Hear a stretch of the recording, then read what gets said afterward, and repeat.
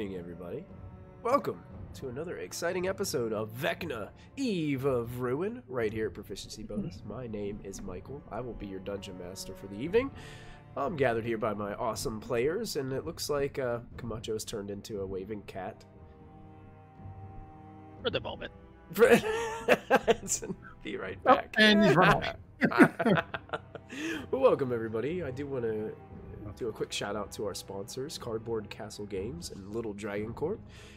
If you will look in our Twitch chat right now or use those commands in chat, you'll get quick links to the websites and storefronts where you can purchase some RPG related gear and merchandise. Also, you use a coupon bonus at checkout with Little Dragon Corp and you'll get 15% off of your order. So at some point tonight during one of our breaks, make sure you check them out so you can see all those cool things that they've got. Do we have any other special announcements or anything like that tonight?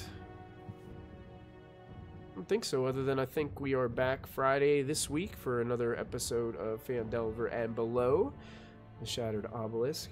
I also am thinking that Wild Beyond the Witchlight should still be on this Thursday.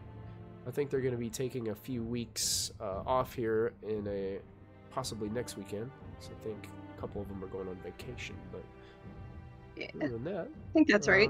We've got some cool streams going on the rest of the week, so make sure you stop by and check it out. We're not really going to delay too much tonight. We're going to just dive right into the next session here. As we left off, our crew downstairs discovered some information about this Sirit that they found in the brig. A halfling, appears to be a halfling priest, has been tied up down here. And you guys recently freed her. Now, discovering this information, party down below, what do you do? Party down below. No, we need that on a shirt. Party down below. That's it. Well, I think I'd already untied her. Yeah, I think we've already released your bounds. Yeah. I thought we were heading upstairs. Are you going to Yeah. you're heading right upstairs. You got it. Okay. At the very least, it's a little cramped out here. We can get out of this space. Absolutely. So I'm going to take you guys up here. So you guys are now here where you guys can see Hazel here in the hallway. And you can see the open door down the hall where Odd has convinced Figaro to open this door as he is disguised as one of the Gith. What was his name? Started with a Z, right? The Zastra, I believe it's called. Yeah, One of those two. Zastra with the Zastra. fantastic hat. Marmalade. Marmalade. Marmalade. Marmaduke? No, not again. Mama. Mamba. So, Odd, you do hear the footsteps of your companions headed in your direction. Do I? I don't know if it's going to matter. I'm stuck in a wall. Oh, you're stuck in a wall? Sorry about that. You shouldn't be stuck in a wall anymore. Can you move? Yep. Okay. Yeah, good. As we're coming out, I'd definitely be coming over to check what Hazel's doing. I am going to take us over to our map view so our friends on Twitch can see. Hazel just has her hands on the floor and she goes, "Almost done fixing the floor." She shakes her head up at Orcon like, "I'm not fixing the floor." And she motions like, "Don't step here." No. That's it. I swear to God. As Odd yells at an off-screen cat. Sirit actually, with like kind of intensity in her eyes, sees that door to Figaro's room is open, and starts kind of like almost storming towards it. I'm gonna follow her. Yeah, I'll follow. So as I hear Lots the in the hallway. footsteps approaching, I'm going to go ahead and cast Mage Hand. Okay. I'm going to use the Mage Hand to close the door just enough to be able to peek through it from where I am. Okay. And then try to get like a visual on who's coming down the hall, because I don't know it's them. And I'm afraid it might be me, whoever I'm disguised as, and that would be quite awkward. Okay. Yeah, you can see a halfling leading the way, a halfling you don't recognize. And it looks as if the rest of your party is intently following. Forest with the sunblade gleaming down the hall. What am I seeing for this halfling? Do we have like a picture or? We couldn't find that one. Oh, we couldn't. Okay, that's fine if we don't have. But female, male, female. All right. Michael, if it's easier, you can click on the token if the token looks like her. The token isn't the same art as what's in the book, though. Oh, okay. Which is what makes it odd. Okay. It makes it me? Oh. I keep forgetting this. I need to use a better choice of words, Michael. Better choice of words. Oh my god, the cat just jumped in the trash can. Pull that cat out of the trash. Especially when he's all white. That's not a good look. I mean, who knows why a cat does anything? Hello, Nikki. We're playing pull a cat out of a trash can. Yeah. It's just another day in my life. So I'm gonna mutter under my breath. Nope, so intentionally so Figaro can't hear me. God, they just keep multiplying. I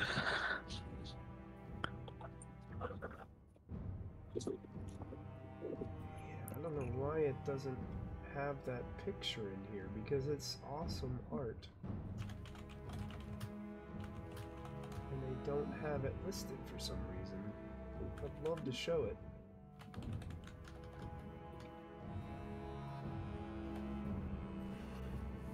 I guess I can search one more time up here.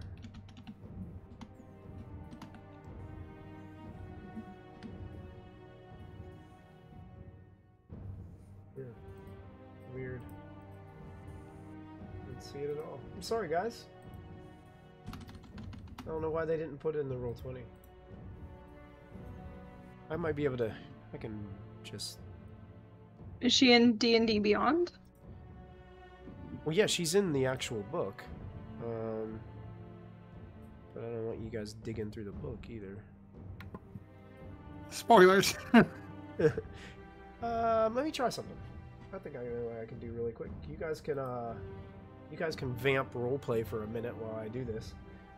That's right. That's right. Take it away, friends. Sorry, that's not vamping, that's voguing. Yeah, that was voguing, yeah. Dance party. Hazel just leans over to Orkon. Where'd that come from? And points at Serik. She didn't go downstairs because it's too crowded. Well, apparently it was crying downstairs. Is it the one I heard? It's the only one down there, so we're assuming so. Okay. But it is, and we'll lean in a little more conspiratorially and very quietly in Sylvan. It is a being of such goodness. It startled Swift.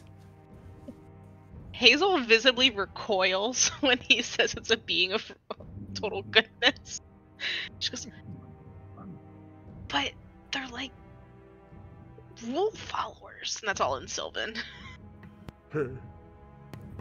Well, no, we don't quite know what this one is, but it was locked up in a jail cell.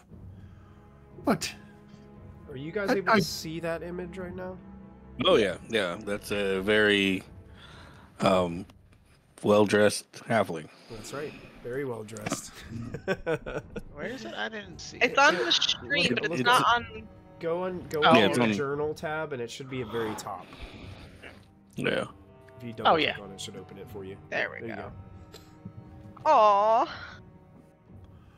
It's far more Or you normal could than a just look token at would have Twitch you. like I did. Yeah, that's right. Like her clothing kind of reminds me of like a gypsy. A little, yeah. That's supposed to be like priest robes, I think. Yeah, very priestly garments, multiple layers. I bright wonder what blues, god. reds. Oh, it's From the Lots of shiny. A gypsy priest. It checks out. I'm with you on. Yeah. Nope, Hazel's not even gonna try. She's too confused about the goodness that she's not even gonna try to Yes. figure out what kind of god this You know, is. point at one of us and go thinner, thinner. She actually Terrible. goes right towards Odd, where Odd has the door kind of open, and is basically just gonna try to like force herself in. Do you do anything Odd, or are you just gonna kind of stay put? Guess your ID. No, just let her in. She kind of looks towards you.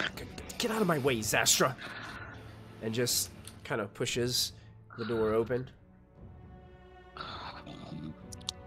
So take a And step back She like in my storms over. fancy outfit. Figaro, what has gotten into you? And like, Figaro like takes like a very defensive position. It goes, Sirit, I failed. I've failed the crew. It's like, stop it! You know that monster has you under its spell. And then they just start to get into this like almost like argument. It's like, what are you talking about? My spell has nothing to do with what are you talking about, monster? And they start kind of like, you can see like this tense moment is taking place in between them. As it's one of those situations where you're watching somebody argue with one another and you're what do I do? I don't say anything because it might make it worse. Turn to one of your siblings and go, "Why do mommy and daddy always argue?" Hazel's doing this to watch the argument, but then remembers that there's something that we don't like on this ship, so I'm gonna turn back to the stairs that lead up. And Okay. I'm listening and watching for Ilren or anyone to come down that isn't already down here.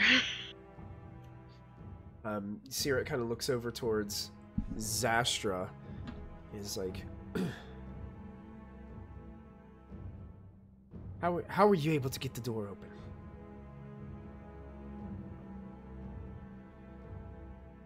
Me? Yes. How did you break through?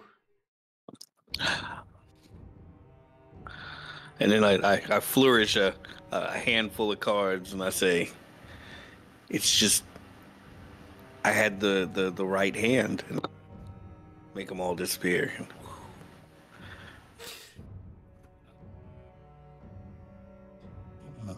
She like looks at No, you. I'm It's like- I'm full of it's crap. like- He opened it for me. Whatever you've done well. And she reaches out and she kind of like grabs Figaro, like by the face, and you can see him almost do like a, as he gets really shocked for a second, and this bright light seems to like gleam in his eyes, as all of a sudden this glow starts to fill this entire chamber. And it's strange because as this glow is like resonating from him, it's almost as like there's this weird like buzzing noise that's happening at the same time, and you can see like these wisps of weird gray energy begin to kind of almost like pull from the side. It's almost like this strange dark dust is being lifted out from his head, and it starts to like shift around, and you can see like some of it kind of filters back into his mind and things like that, as all these like filters are all these like shimmering things are happening around his head. And then all of a sudden that glow like stops all of a sudden, and he sits down onto this large bed in the middle of the room. Sirit looks at him and says,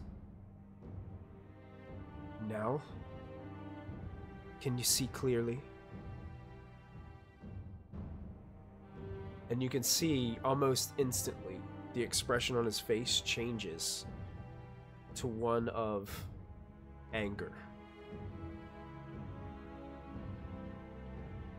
Uh-oh. Hazel, you got something to say? Hazel's just going back to fixing the floor. She's like, I don't know what's happening, but this one looks angry, and pretends she's fixing it. I don't think the floor is our top priority right now, Hazel. I don't want them to fall through it. Then I'll get more angry at me. She just actually is trying to fix the floor now by shoving the wood back into place. What did you just do, Gypsy?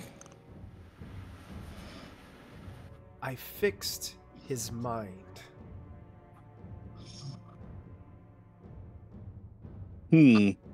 Question from the That peanut would explain gallery. why he was so stubborn. Would that spell be something Hazel would recognize? I was going to ask if I could do an Arcana check or something to see if I recognize what she did. Yeah, go ahead. Yeah, you guys can do Arcana. Selena's just gonna be standing in the doorway in awe. Better at that Just than like, me. Well. I know what it is because I got it. Wow. I probably don't. Wow. That means I rolled a 3. Oh, Great. Guess I didn't study to get my powers. Hazel, you would recognize it as a greater restoration spell. Hazel smiles when she realizes what it was. She goes, "Oh, good. Now I don't have to do that."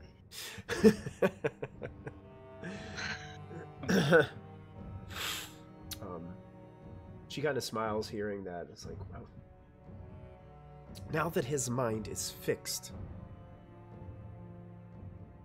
Now that his mind is fixed, Odd interjects. You can tell me how you guys got here. What really happened?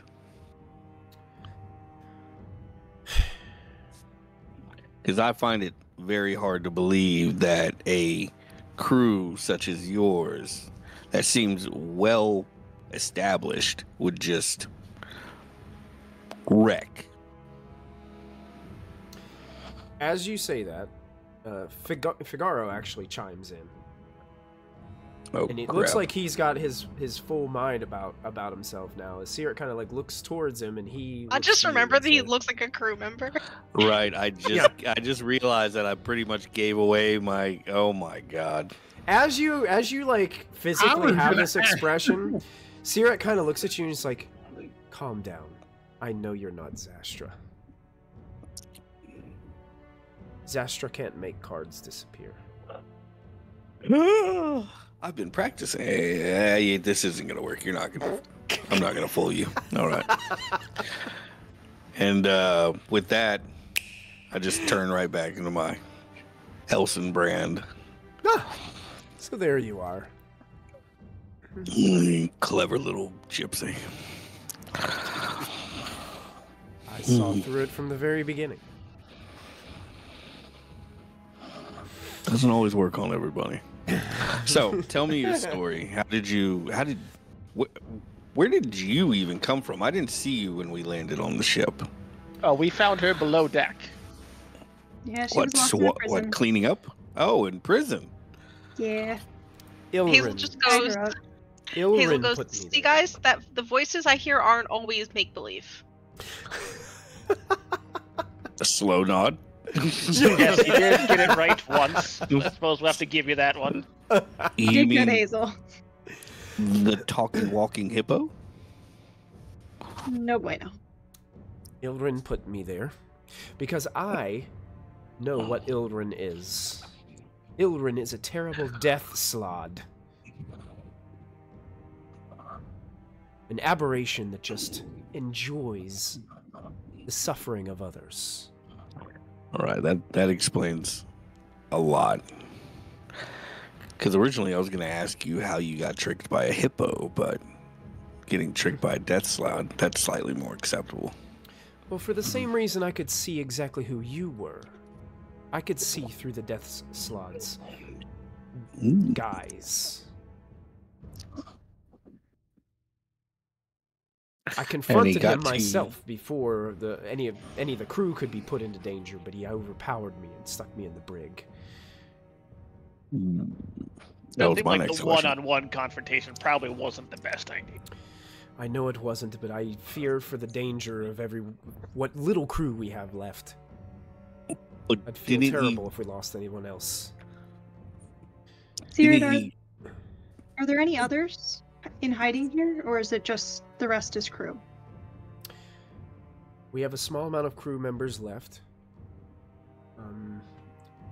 We have Kaisera, second mate, also the chef for our ship. We also have about 5 crew members. And we also have another individual who's escaped space pirates, astral sea pirates, if you will.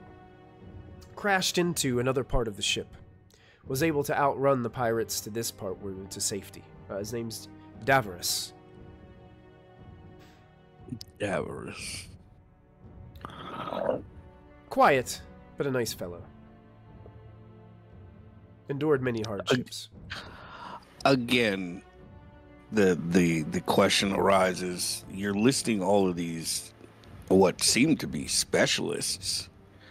So how did you manage to wreck? I can handle that one. Figaro speaks up. So, our captain,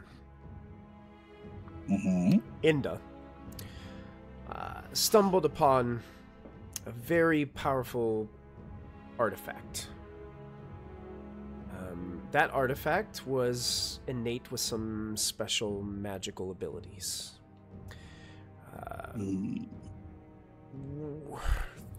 Inge was able to harness that magic within what we believe to be a piece of the Rod of 7 Parts. We basically made this ship be able to quickly traverse the multiverse by being able to create its own portals using the piece of the rod. The rod piece was stored below the ship's prow. That's where it was located. I'm not 100% sure what happened, but I feel as if something with the innate magical powers that were imported within the ship had some kind of interaction when we got close to this corpse of Havoc.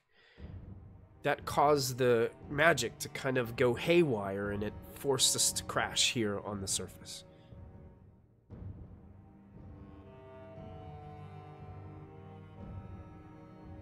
Do you think the piece is still below, or somebody might have gone to move it?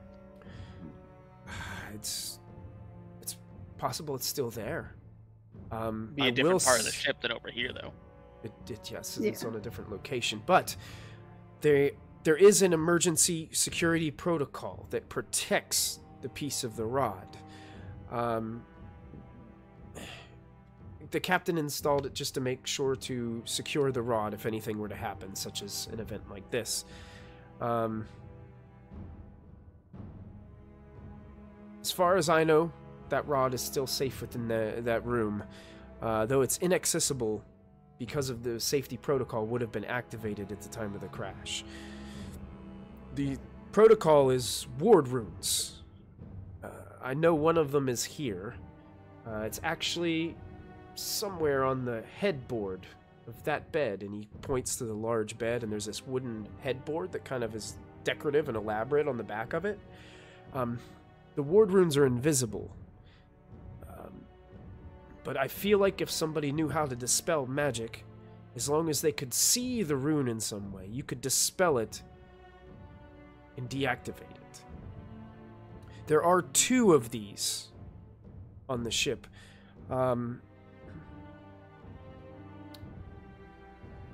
I believe that the other one is in the ship's study on the wall above the desk.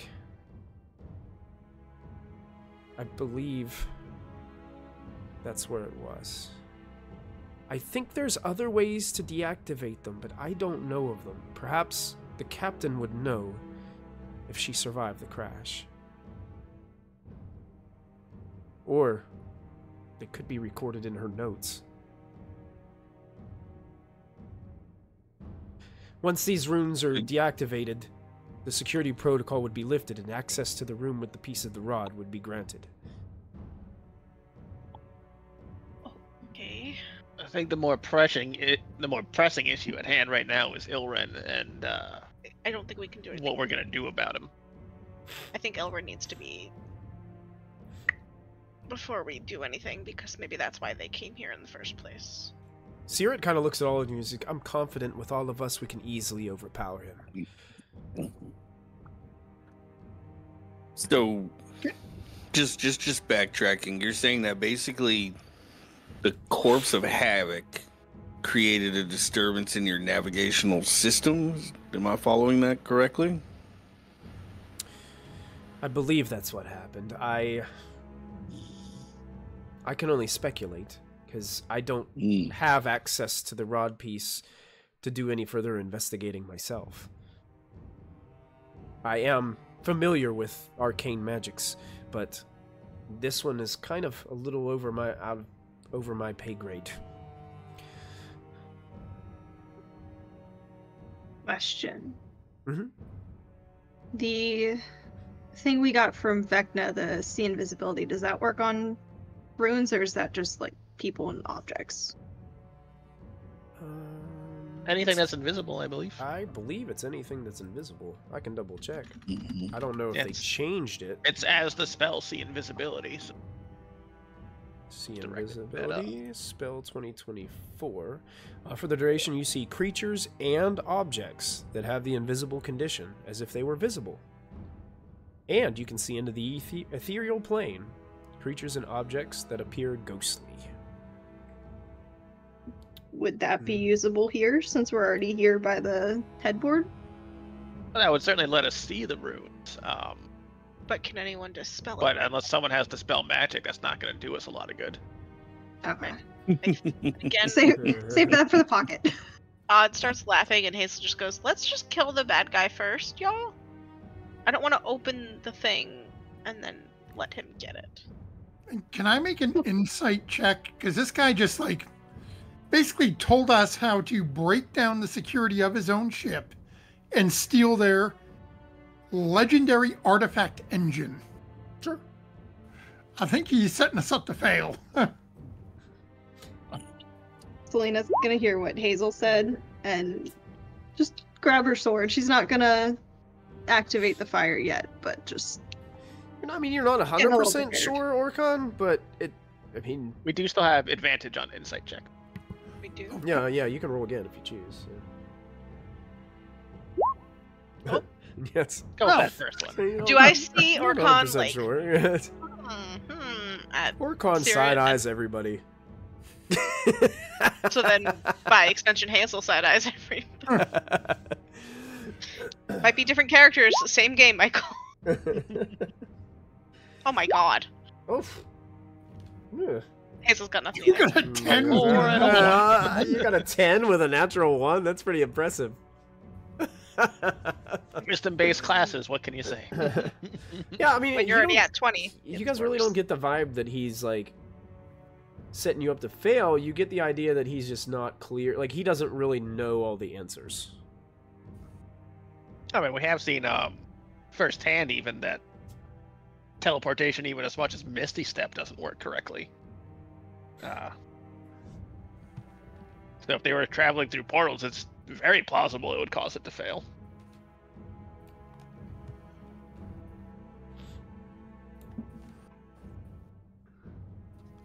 And I'll just sort of nod along. And I do believe Hazel is saying that we should ascend to the next floor and disturb a card game. Plan. Why don't we? Hey, when Odd says that, Hazel puts her hand out to him and just goes, "I have one move I need to do before any of you get in the way." Oh, that's absolutely fine. I just love the idea of interrupting a card game.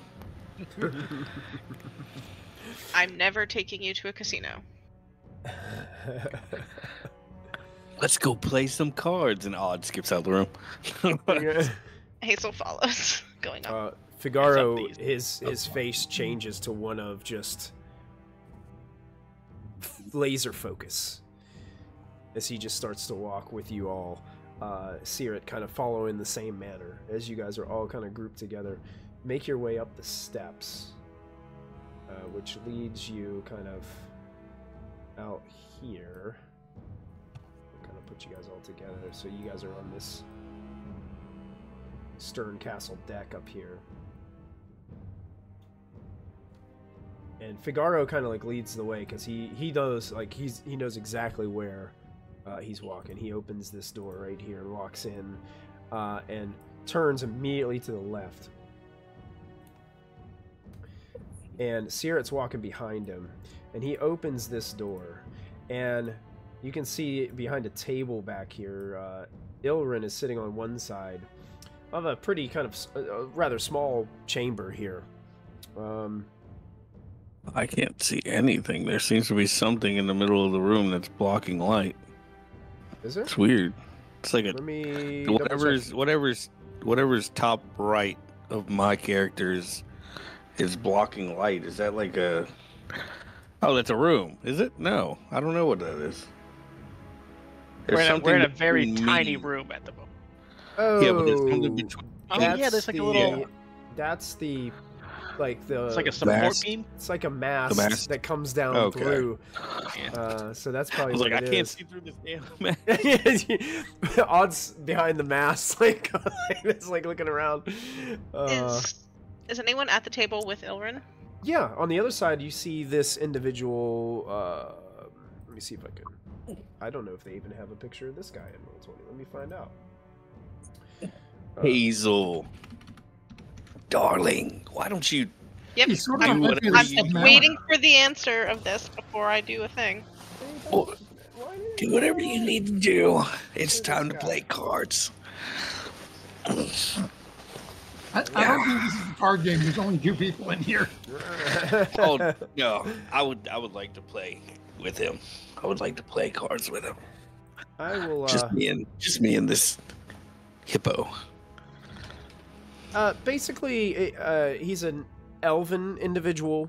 Long, dark, curly hair.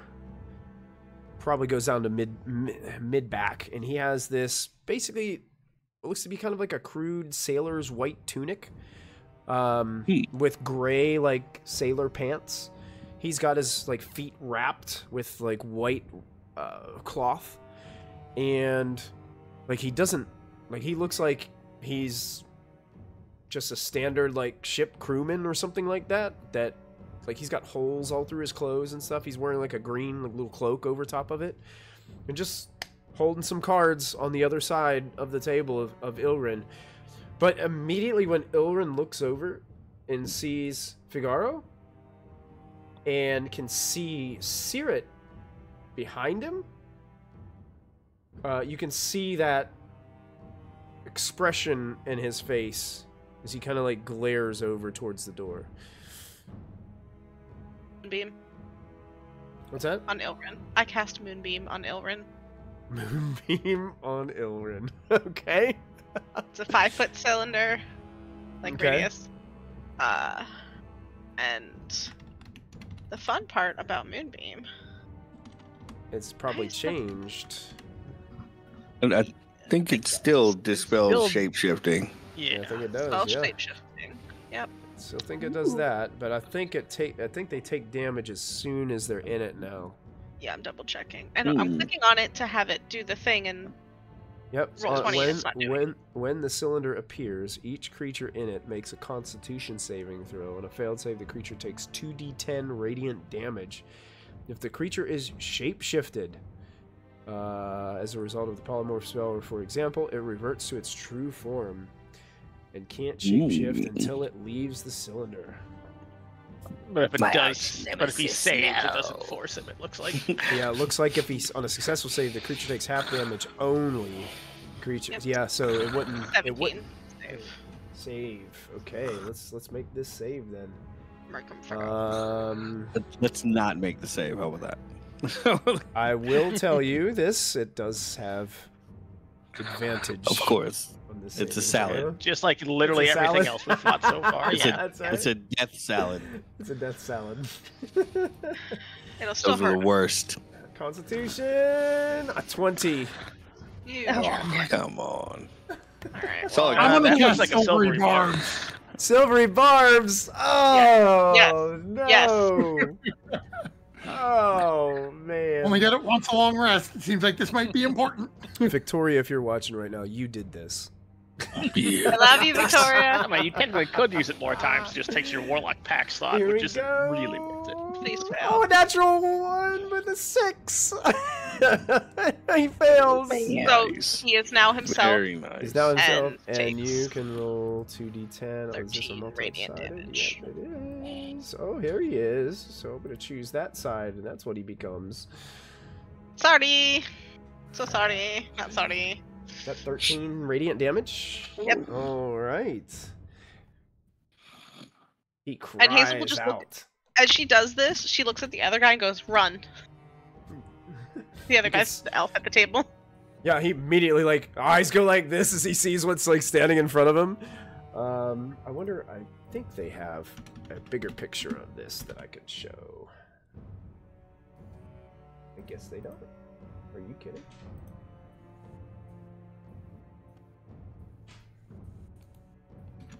They don't They have fail on the a- pictures. Yeah, they don't have a death salad? Call it that salad too.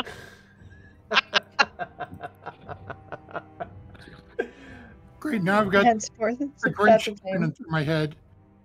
And I might thinking be you able need to some just- I recipe c- sauce on your death salad. I'll just zoom in on the token a little bit.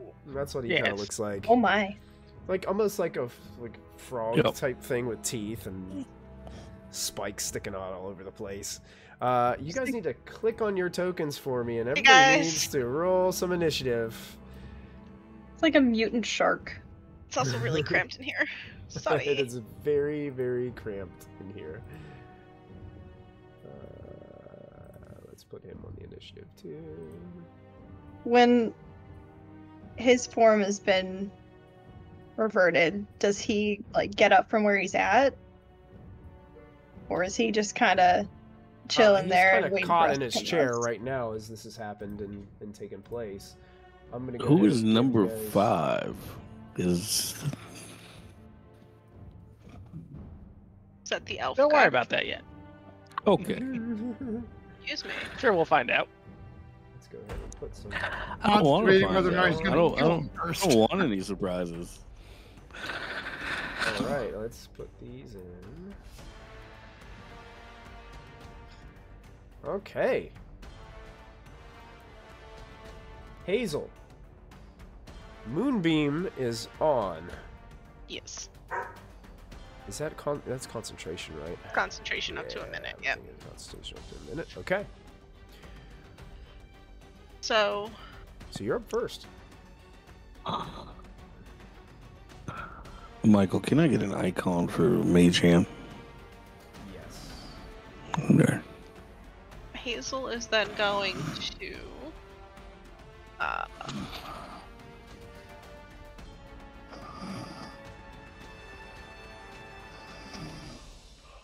You know what? I'm gonna stay where I am, and I'm not gonna do anything else except make room for the guy that we're not fighting to get out of the room, and just kind of be a physical blockade for this thing, Okay.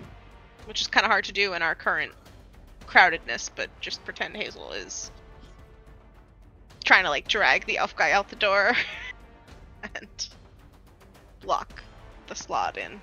Okay. So did you wanted to go into the room and grab him and start like dragging him out? Yeah, Is that like, what you're trying to do? like kind of like switch places with the elf guy, and then You could run in there and grab him and probably get back to your spot, but he would probably be like more back on the deck then, like pushed kind of out of the way if that's what you were trying to do. I just want him to start being out of the line of fire here. Oh yeah, and you can get back to your original spot if you want, or you can stay where you're at. No, I just wanted him out. So if my whole thing was run in, run out, that's fine with me. And I'm going to keep concentrating on Moonbeam for the moment. Okay. That's You it. got it. All right, Odd, you are next to go. What would you like to do? Alrighty.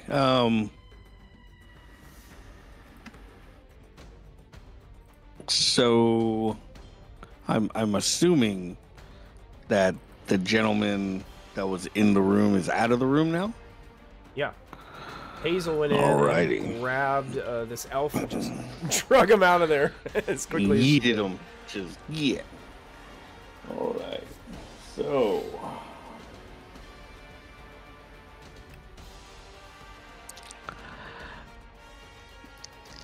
Do you know what I hate worse than somebody who cheats at a card game?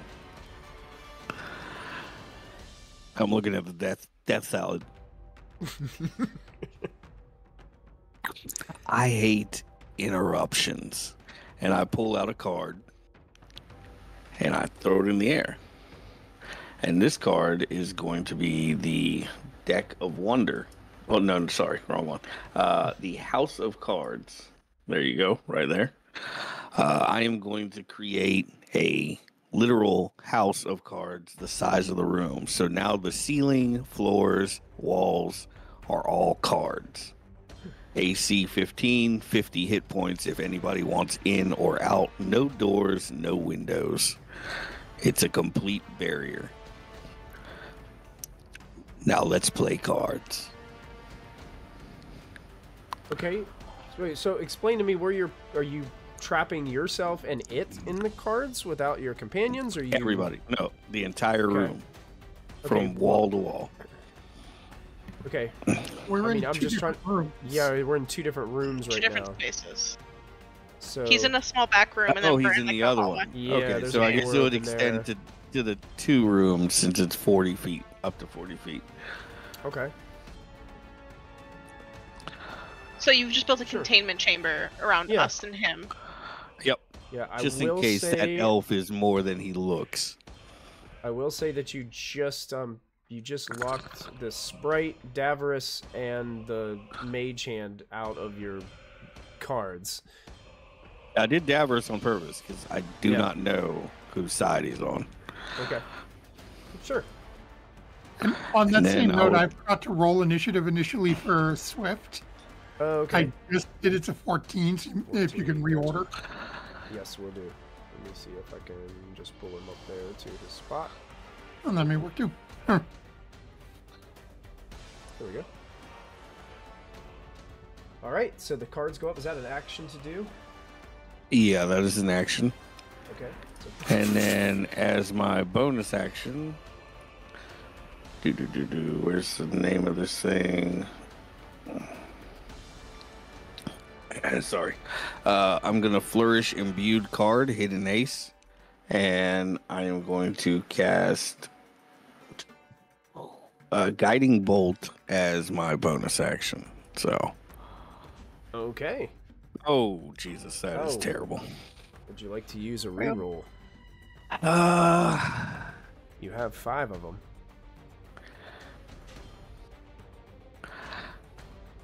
Can I use that D12 inspiration? One of those Well, 5. You rolled a natural 1, so the only thing that's going to help Oh, you okay. here is a reroll. Yeah, let me do the reroll. Okay. It's just a. Didn't realize I rolled a 1. Jesus. Oh. A little better. Oh, That's a crit. That's a You know, crit. odd, there are numbers in between those two. Right. You don't need to worry Did about terrible, those. did terrible and did great in the same attempt. Oh, turned it into a critical hit. Is that crit Doesn't damage? look like it rolled critical. Yeah, it only looked like it rolled 1, so I guess it didn't know. So It here's rolled- the other one. What's it? So 25 points of radiant damage as you guys continue to fry this Death Slaad. And the next attack against it has advantage. And next attack against it has advantage as you could see smoke and steam just start to billow off of the gray flesh of this terrible looking creature as it cries out. And that'll do it for my turn. Right, Figaro gets to go, and he looks intent right at this fellow. And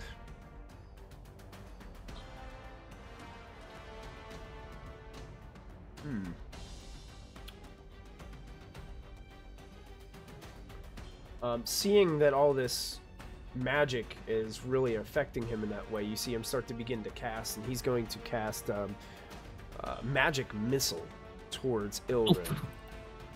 Just shooting these darts in his direction for 3 force damage, 3 force damage, and 5 force damage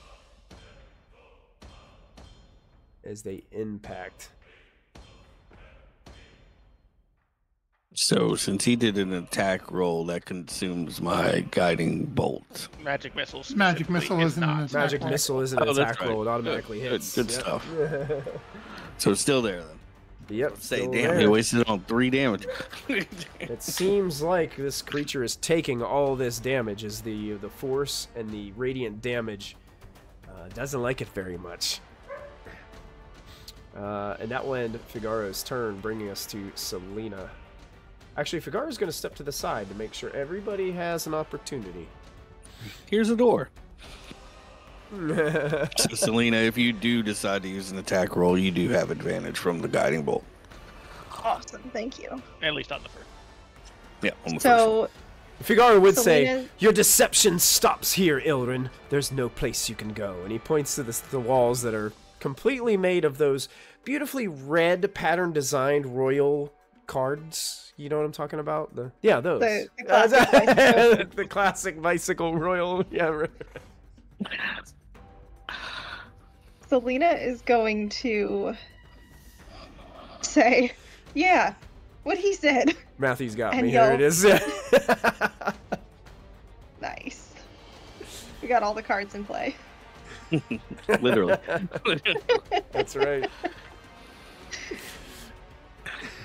Selena's gonna say that and then yell flame on and activate her flame tongue short sword. Yes.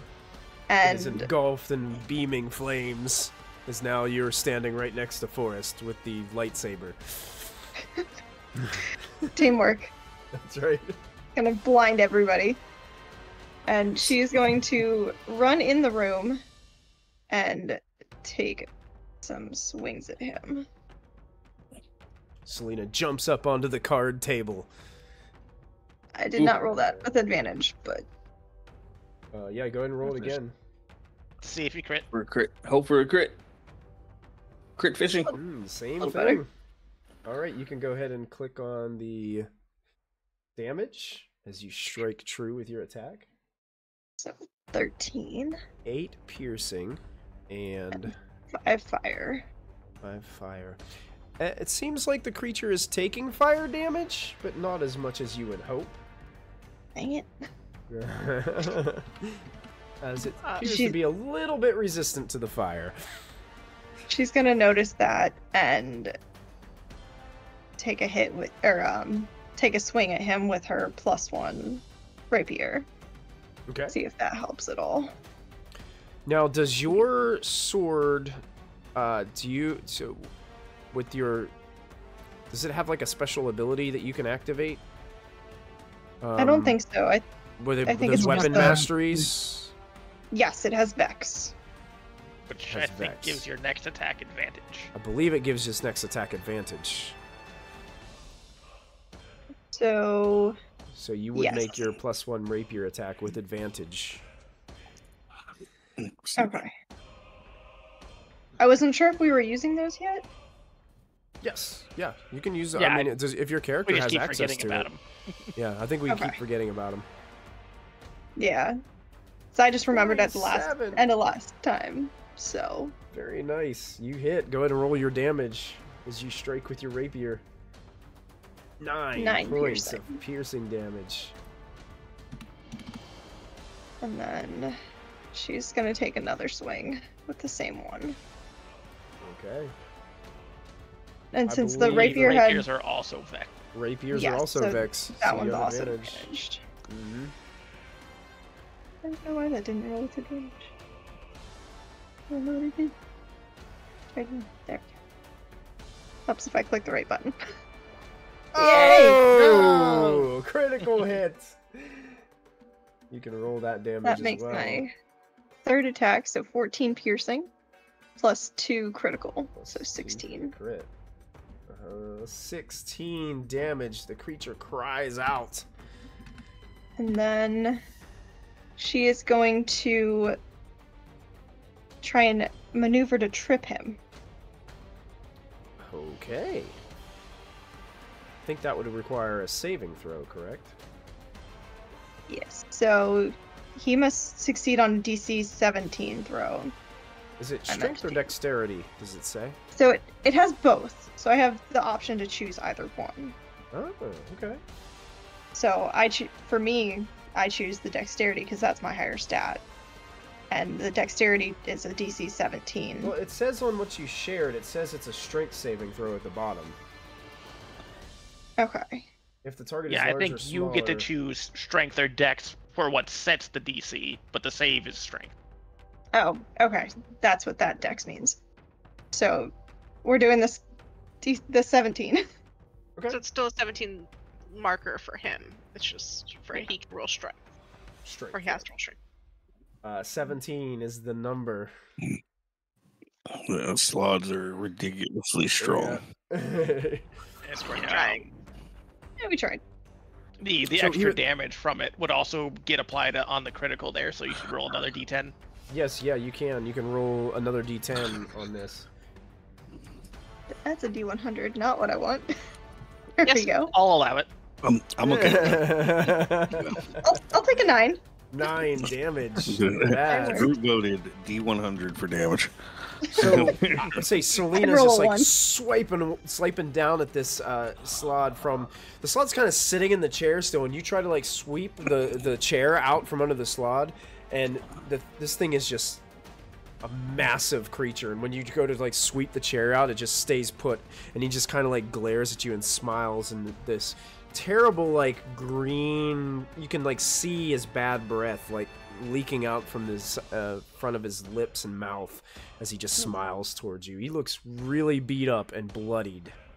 Selena's gonna see that and take a step back to finish her turn. Okay, if you step back, he is going to use his opportunity attack. Oh.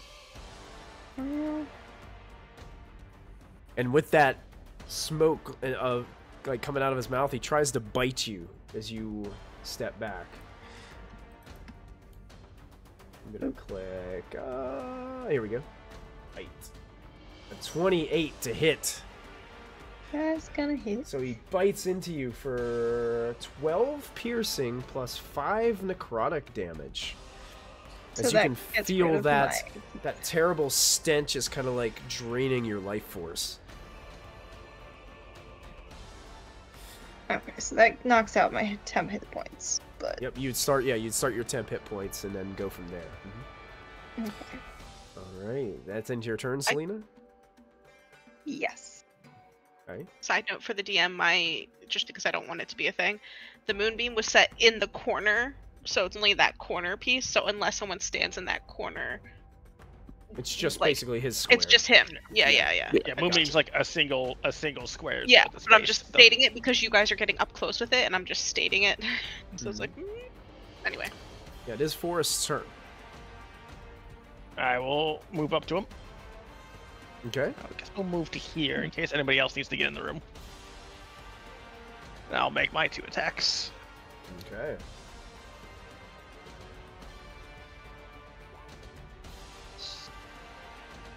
Not great. 13 is not going to hit. Do you want to spend any resources? Yeah, I'm gonna use my heroic inspiration to reroll that. I think. Okay. Heroic. Oh yeah, much better. Yeah. That's definitely going to hit. That will do 10 damage from that, and I'm gonna use a shining smite here. Oh. Ooh. Shining smite. Yeah.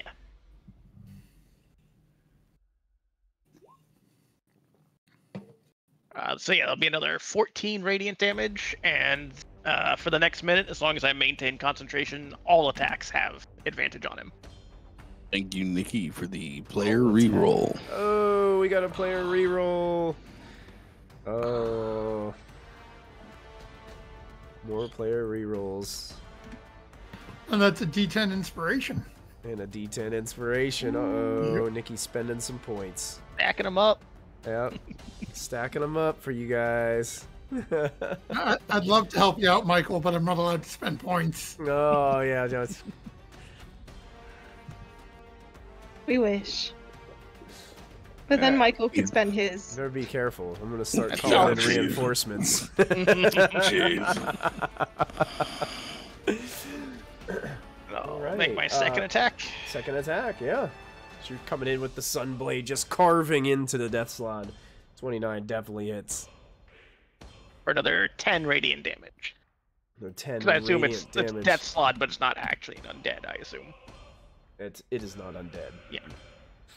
So, Forrest now coming in after Selena was carving away. Now Forrest steps in after Selena backs away. Selena getting a bite right across the arm as she kind of pulls herself free, and Forrest comes in and starts just slicing away, tearing at this thing's flesh. Anything else, Forrest? No, that'll be my turn. Okay, so tell me again, with that ability that you use, does everybody have advantage against it, or just you? I think it's everybody. Let me double check Everybody? it. Okay. Be all attacks. Oh, nope, that's not what I wanted to click. This one? There we go. Shining Smite. Till the spell It ends, the just says target attack sheds, rolls. Sheds bright light. Yeah, so the creature is glowing, allowing everybody to have advantage. That's amazing. And it cannot become invisible. If it could. Wow. It's basically like a fairy fire smite. Yeah. Pretty good. That's pretty good. Does do a bit less damage than a Divine Smite as the trade-off, but that's That's worth a cool it, spell. I'd say. I like that. All right, the sprite's turn. Okay. But unfortunately, there is a wall of cards there. Yeah. And No. Morgan hasn't had. Let me actually check it to see. Odd just randomly sneezes. It's drafty. Let's see.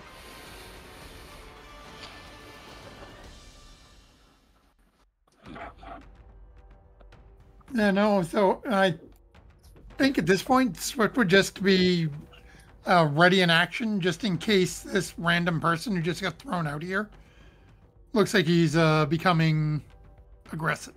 Okay, sure. Actually, I shouldn't say an attack. Will ready an invisibility. Ready invisibility. Okay. Yep. Perfect. All right. So, ready and invisibility. It becomes Ilren's turn. At the start of Ilren's turn, Forrest and Selena, Odd, you guys are like closest to him. You guys can see some of Ilren's wounds begin to rapidly heal.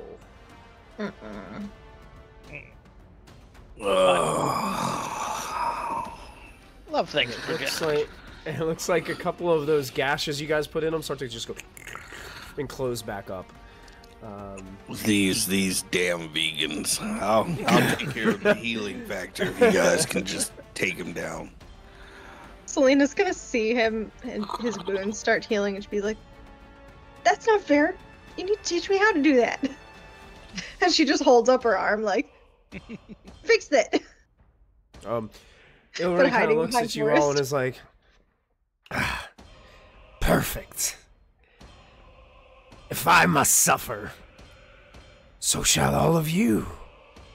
And he begins to cast a spell. Sticks her tongue out at him, It's rude. It's very rude. like behind Forrest in a shield. Yeah, I'll cast Counterspell. Counterspell. So that'll- Okay, well, I think we had to do DC the 17 new... con save, I think. Oh, he makes the con save, right? Yeah. Not as DC good as it used to be. 17 con save, and this is against the spell, so we have advantage. Oh, yeah. Shoot, I shouldn't have bothered. Yeah, well. 15. I'm going to use a DM reroll on that one. Not allowed. Rude! Wait, that's illegal. That's illegal.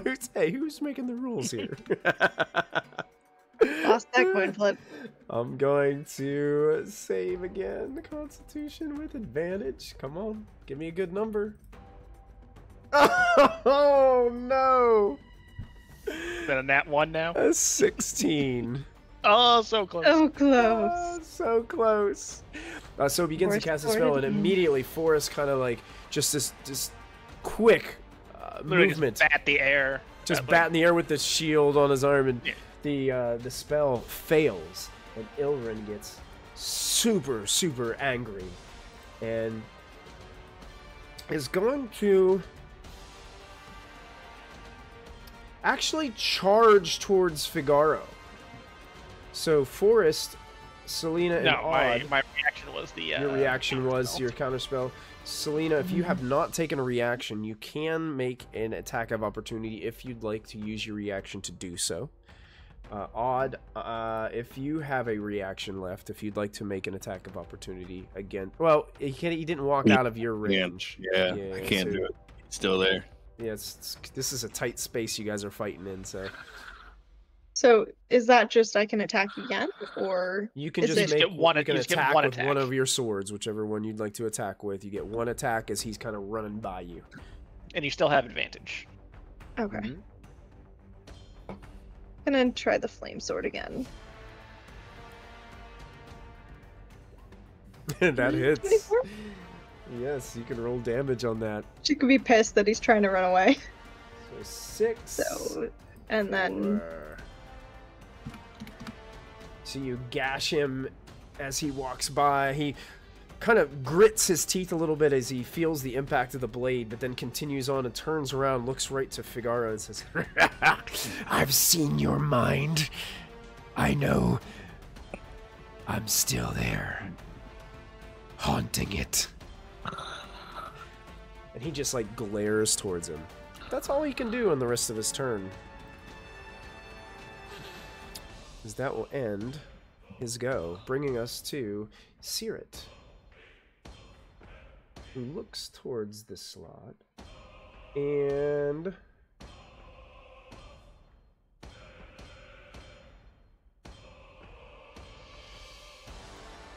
actually is going to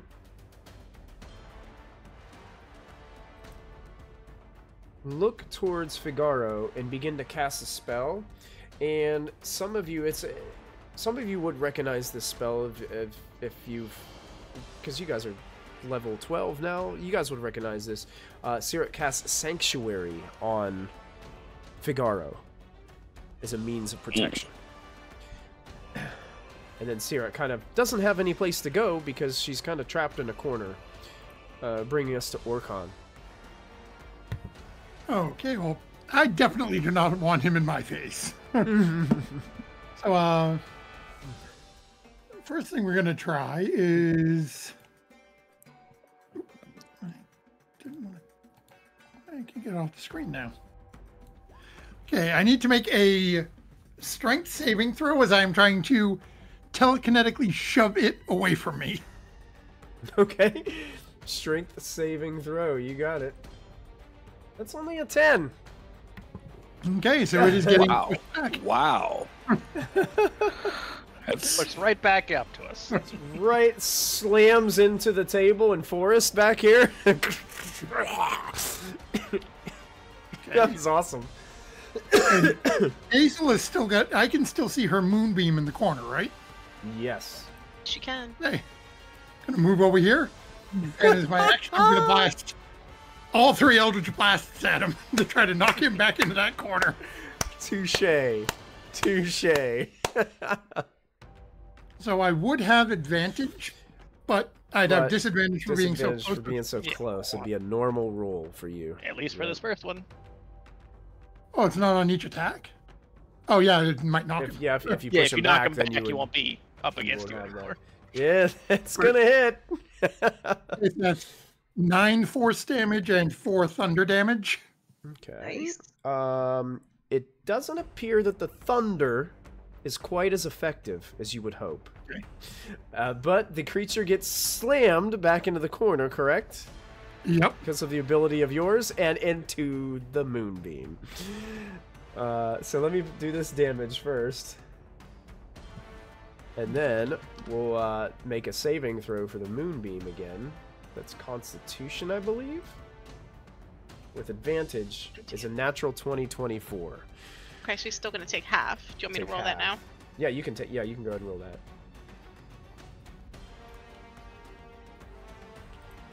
Rate 15 radiant damage is going to be 7 halved.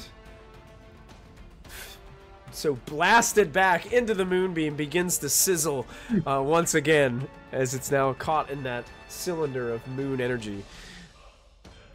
And then I'm firing my next 2 shots. Both are going to have advantage now. They will. Second is a crit, Critical hit.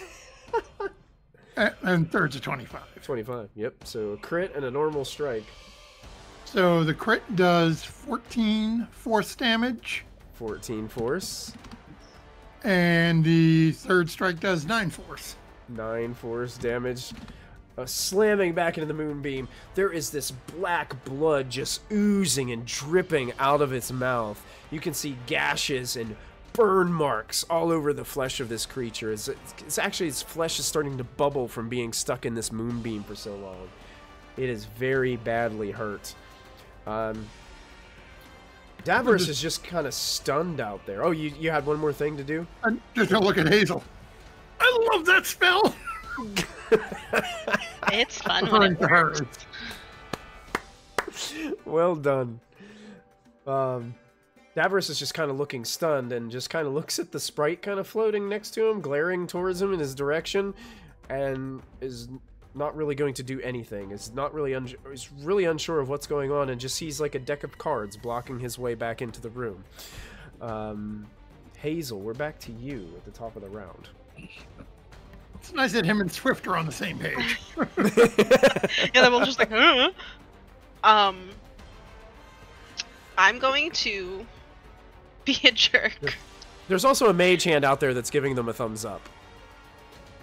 Or flipping them off, one or the other. Yeah. Both intermittently. Hazel's gonna pull the moonbeam like towards the door off of him and then throw it back on him to force him back into the cylinder. Okay. So the moonbeam gets moved away and back onto him. Gonna force him to make that same saving throw with advantage. Constitution. 23. So still Okay. takes half. Not a very good roll. Ooh. 3 damage. Oh, 3 one damage. damage. 1 But- point of damage. That's it. Hey, look, it's Still got him. One It's all I got little right extra now. bubble of flesh just goes on his shoulder. and That flesh is so char-burnt right now. He's not... Yeah, just- Yeah, that's right. and Hazel will just go. Will just say, maybe you shouldn't have, done what you did. Even I know that there's like general niceties to be followed on a ship. As she's just holding the moonbeam on him. He kind of like looks out towards you, shouting this, and it's like, "But I've enjoyed it so much." See, that's where you're the gross one and I'm the weird one. You see the difference? Weird is better. Thank you, Selena.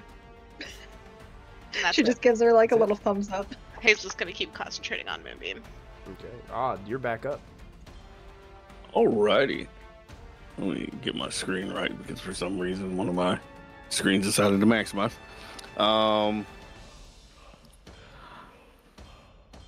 Where did I go? I lost myself. There I am. Okay.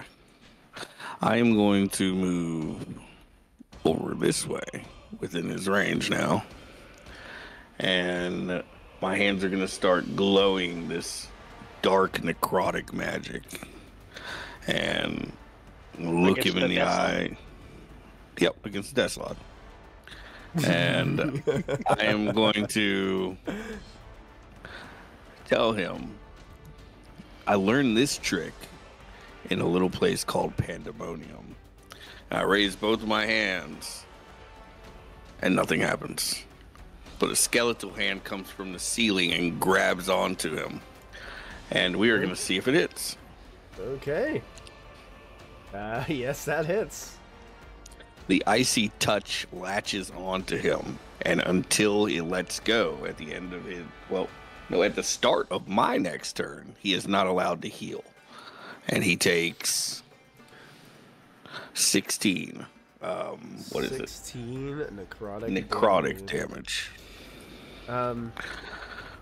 As you do that, and he kind of looks suspiciously towards you. What do you know of Pandem? He looks up and sees that hand, and it grabs him and just forces him kind of down to the ground. And you can see like the tips of the skeletal hand just start to like pierce into his flesh, just drive him down to the ground. And then as the drives him down to the ground, the chair underneath him just breaks and shatters, and the moonbeam begins to like sizzle the rest of what his remaining flesh is left. And he just begins to kind of almost wither away within that moonbeam as he is dead. Orcon reaches over and closes the door because I don't want to smell that. Yeah, there's like this black, like foggy smoke, like just leaking off of what is left of his corpse laying there. Hazel? I panic and try the handle, but I can't get out. Yeah.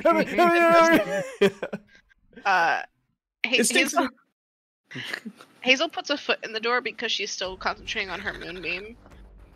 And she just goes, Odd, can you get us out of this little space? The smell's starting to get bad. Yeah, and then I dispel my my deck of cards.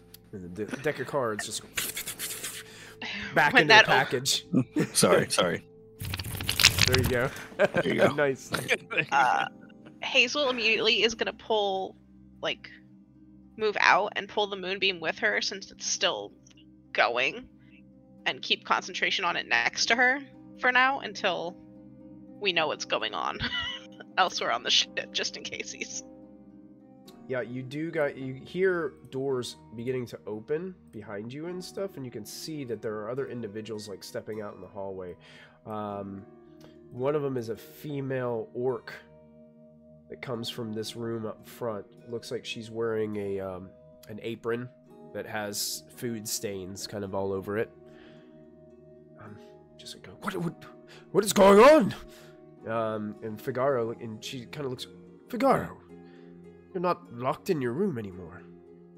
And he looks towards her and says, no, I am so sorry. My mind has been warped by a terrible creature, and these new friends have come and helped us.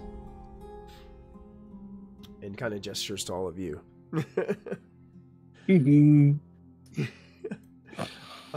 Odd and Selena, you guys notice that there is some kind of glimmer coming from Ilren's corpse. I kind of elbow Selena. Like I'm not reaching in there, but there's something in that goo. I can take my sword and just kind of poke it. Just kind of poking at See if it'll fall out. So, yeah, so like it's like stuck within this black ichor that's like sitting there, where Ilren's head used to be. It's just kind of like this strange pile of black goo, mucusy type goo that's just like sitting there, and you kind of poke it away, and it looks like some kind of very nicely cut blue gemstone. Selena's gonna reach into her bag and grab her crowbar and try and like shimmy it out. Okay, you shimmy it out with the crowbar. Yeah, you kind of like slide it across the ground and out of the goo. I've got a mage hand like right there. I was about to say I was going to grab the mage hand, but this is too much entertainment. I'll just watch. Watch the short little halfling just playing with use the mage hand to help her guide the crowbar instead of grab it. Yeah, it looks like a beautifully cut gemstone. It's about this big. Looks like it was like embedded in his head. Like she tries to balance it on the crowbar and accidentally drops it, and the mage hand picks it up and puts it back on the crowbar instead of the bag. Thanks, friends. Like, you're doing great. She's like playing that Getting game better at where this. you have the spoon with the egg on it, you know. Now she's got the gem with the crowbar on it. It's like... It's better than the disaster with the harp. We got it Yeah. eventually.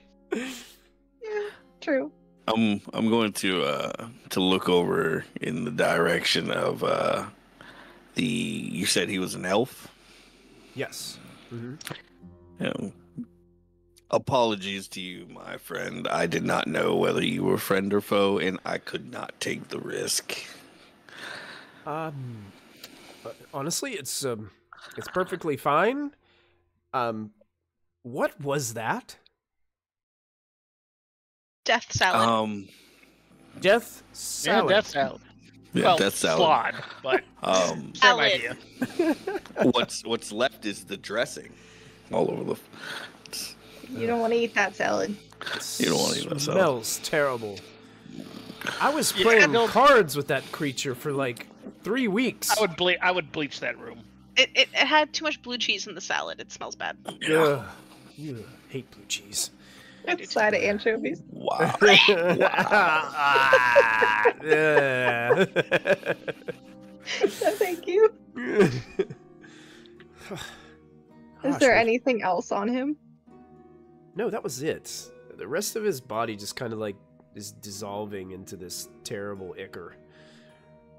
He's gonna try and run away. Okay. It reaches out and grabs you. No, I'm just kidding. Stabs him. The symbiote. Turned into an ooze. No venom here. That's right. Where's Beldis? Where's Beldis when you knew? That's right. And Davros is like, wow, Figaro is okay. He's out of his room. Ugh. Yeah, we like an hour and got a lot more done than you guys have in like weeks. I mean, I've tried to talk to him. I mean, I guess I wasn't part of the original crew here. Maybe he just didn't have that level of trust with me. We've been He here just- an hour. Kept using some kind of magical ward to stop us from going into his room. Oh my. I guess it's okay now, and Hazel will look at Figaro to be like, "You good?" I'm a lot better now. Make an insight check. Anybody who would like to. All right. Me, please. And after he says, "I'm good now," Otto's gonna interject. Are you good now? No more lack of confidence, right? To that question, he's like, Oh, we got advantage in insight still, right? You do? Yep. Yeah. Okay, because that roll was terrible, and that roll was worse. Thanks. Never Like, mind. Hazel's I'm got just it. gonna. Anyway. I'll see myself out. I'll see you guys next week. Looks like Hazel has a 22. Selena, 19 for Selena. 19. Nikki cursed me like a half hour ago. She goes, "He has 7," and I rolled a 7. Pretty much anybody with a 15 or above. Like, you can tell, even though he said that he's okay, like, there's definitely still something there that's bothering him.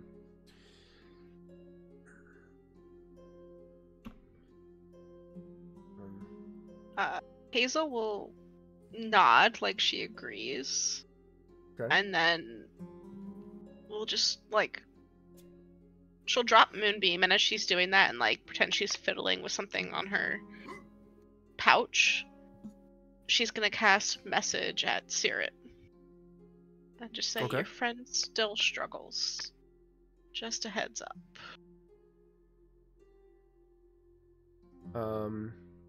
She responds, because I believe message you can respond.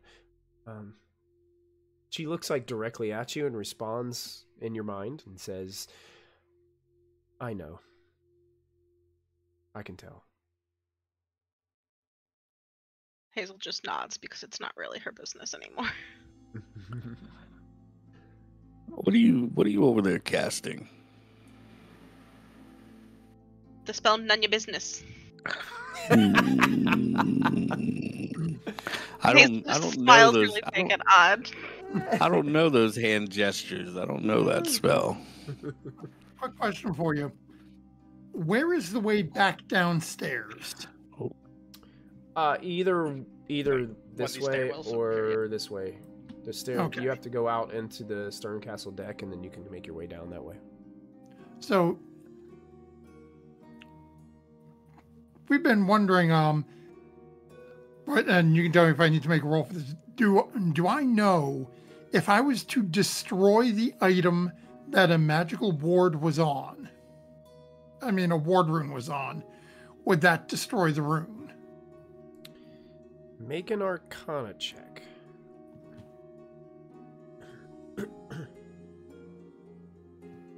Dirty 20. You don't think it would destroy the rune. Bollocks. Okay.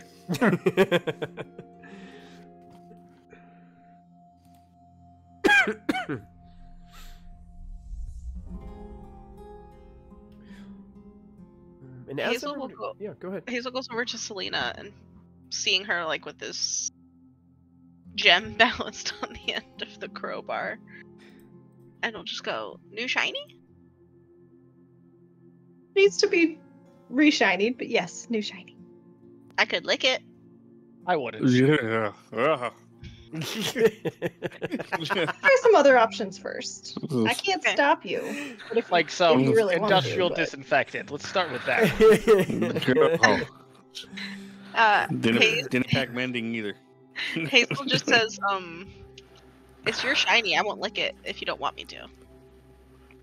I can't stop you, but I'm just gonna wrap it in a piece of parchment and put it in my bag. Where are you guys? Where are you guys having this conversation? Out in the hall or still Out. in that room with the Death Salad? Right, On the like hall. in front of everybody. Yeah, like with everybody there. Okay. I do realize, however, that I do have a spell to instantly clean an object up to 1 cubic foot. Would you say this thing is smaller than 1 cubic foot? Yes. Alrighty. So, Prestidigitation. insta-clean. No more having to lick it. Isn't that great, Hazel? What's that face for? Okay. I can go stick it back in if you really want to, but you I gotta mean, figure it what's out. the- It just puts it back in the like a chicken goo. nugget with dipping it, just like yeah, sorry, dipping it back in. There you go. Hazel just goes, I'll lick the next shiny. It's okay. You get first dibs next time. Alda's just gonna shrug. I tried. Oh well. And at that, I think Okay. that's a good time for us to take our break for the evening. Yay! So we'll be back in about 5 to 7 minutes, everybody. Stay put, and we will see you all very soon. Hello, and thank you so much for hanging out with us here at Proficiency Bonus. Please take an opportunity to support our sponsors. First up is Little Dragon Corp. Little Dragon Corp is an online storefront based in the Great White North of Canada. They sell everything your heart could desire, so long as everything your heart desires is largely polyhedral dice sets and other TTRPG sundries. Check them out for all of your dicey needs. Perhaps buy a lovely hardcover copy of one of these fine books. If you're feeling especially cute, you could treat yourself to a t-shirt or one of these fine little proprietary Little Dragon Corp dragon plushies. They've got all the classic types of dragon, like Mooney, Terra, Dad. Whatever strikes your fancy over on Little Dragon Corp, be sure to enter our special promo code BONUS at checkout for 15% off of your order. That's BONUS, BONUS, for 15% off your order. That's like if you made 7 individual purchases, you could basically buy anything you want on the store, and it's like it was free with all the money that you saved from earlier. I'm absolutely positive that's how math works, and I will be taking no questions at this time. Thank you, Little Dragon Corp. Cardboard Castle Games is a brick-and-mortar game store local to Evans, Georgia. They have a wide selection of tabletop gaming and other cool games like Magic the Gathering, Pokemon cards, and even Yu-Gi-Oh! You can visit them in-store and let them know that we sent you, or you can go visit their website at cardboardcastlegames.com. Don't forget to find us on social media. We're on Twitter, Facebook, and Discord. Links to our social media pages and outlets are located below this video. Don't forget, you can also support the channel by following, by subscribing, remembering to click the bell notification so you never miss another live stream, using channel emotes, and if you're an Amazon Prime user, you get a free subscription to Twitch every month. While we are away, now is a great time to go subscribe to our YouTube channel. It's absolutely free, and there you will find hours upon hours of content to enjoy. Click the bell icon to activate notifications so you won't miss a single show. Once again, thank you for joining us. We hope you are enjoying the show, and we'll be back in just a moment.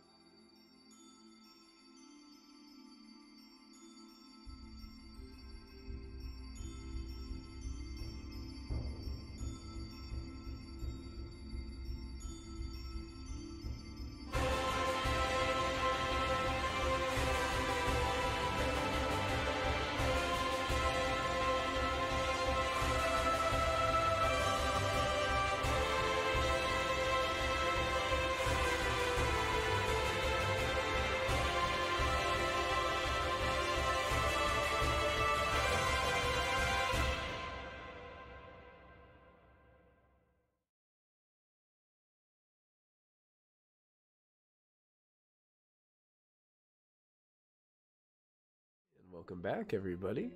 Our party has just defeated Ilren. It was a terrible Death Slaad that has somehow kind of consumed control of this little crew of the shipwreckage. What do you guys want to do now?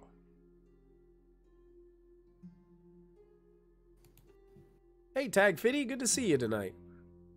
Take a nap. So are we on the, like, is this the top deck? Yeah, we're in the middle right now. See all around us, or? Yeah, it's kind of like where the broken piece is there to the right on your screen. Yep. That's kind of like, you know how a ship will have the open deck in the middle, and at the back of the ship, it kind of has a place where you can walk up where the helm would normally be on a regular ship. That's kind of like where that steps up to. In that room that you guys just went in and you confronted Ilren, that would be kind of like on your traditional pirate ship. That's like the back where like the pirate captain's like. Okay. If you can kind of see it that way. This of course has a little bit different of a layout, but because it's not technically like it's a spell jamming ship, so it's a little bit different. Right.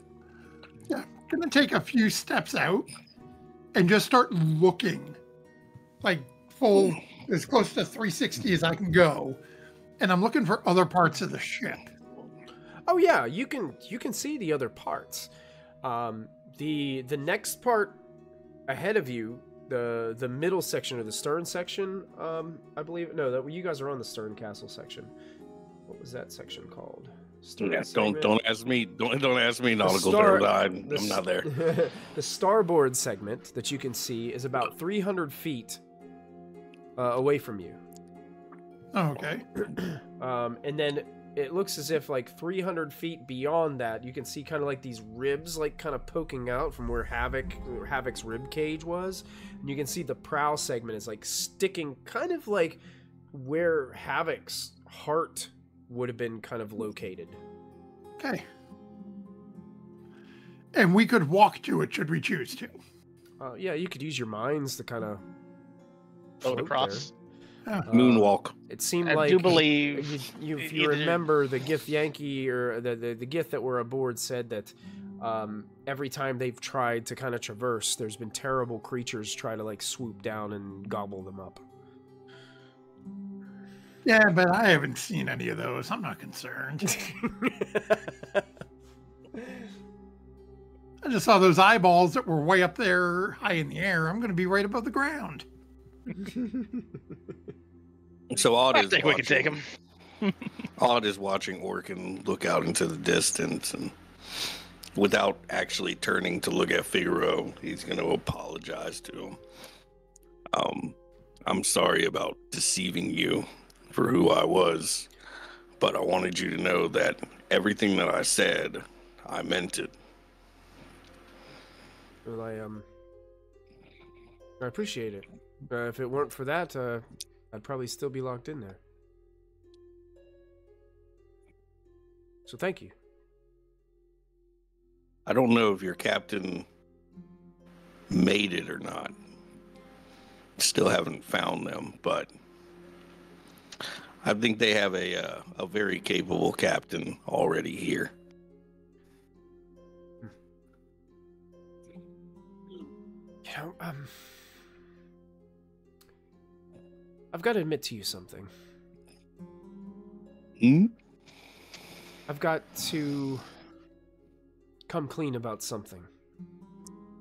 Odd is going to take this opportunity to turn into a priest. Go ahead, my child. Why do you keep doing that? His favorite bit. Just a wink. Look, That was perfect.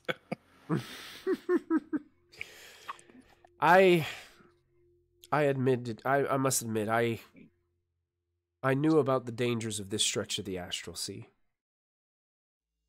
But I chose not to warn the captain. I know you did. This route was the most economical. I believed it would be easy for us to traverse. I was too confident. And I did not know that.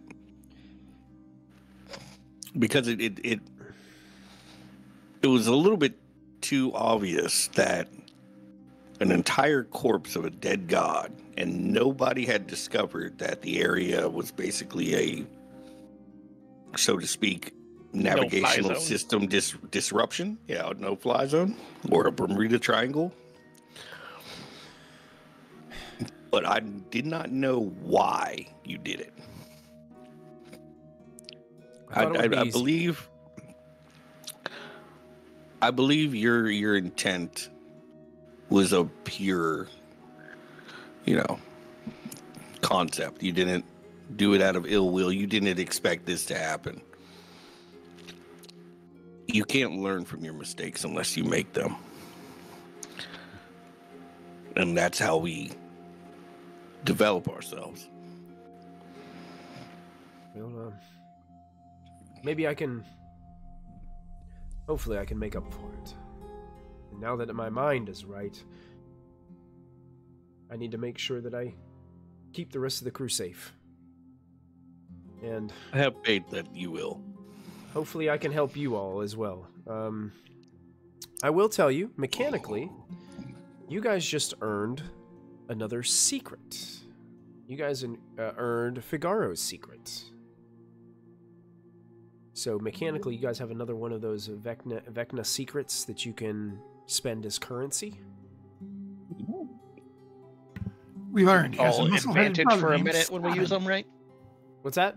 Yeah, I think you Give us have all- like advantage for like a full minute on any rolls that you do. When we use them. Yes, when you use them, all D20 rolls have advantage for a minute.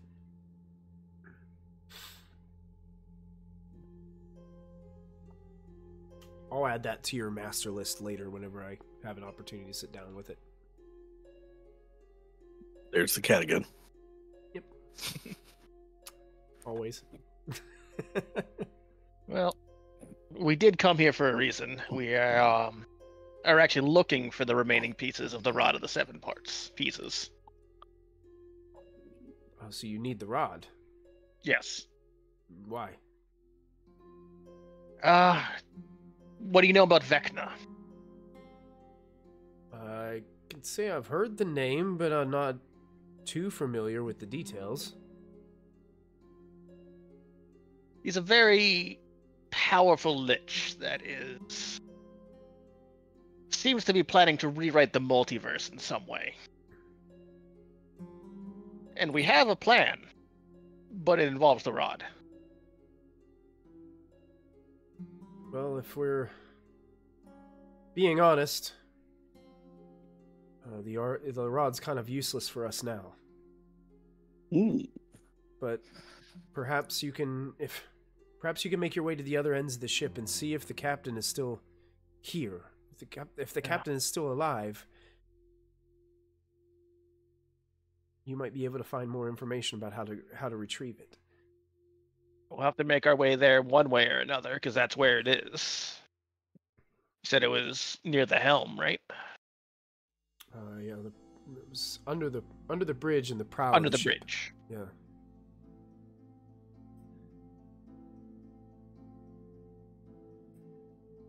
Hey, Figaro. Yes.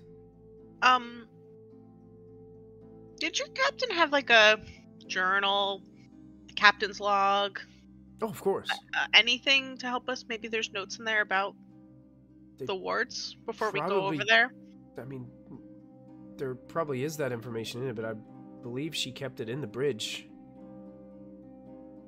No, that makes sense. Not located on this portion of the ship. It'd be on the prow as well. And was the prow where you last saw the captain? When the crash took place, the captain was currently in the bridge. Okay. Fun.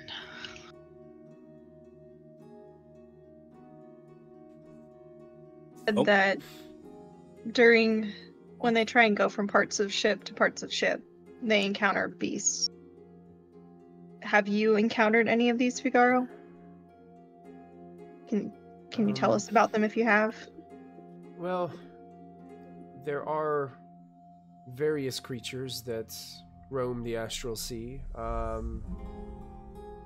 but there seem to be an enhanced number of aberrations that would come after the ship.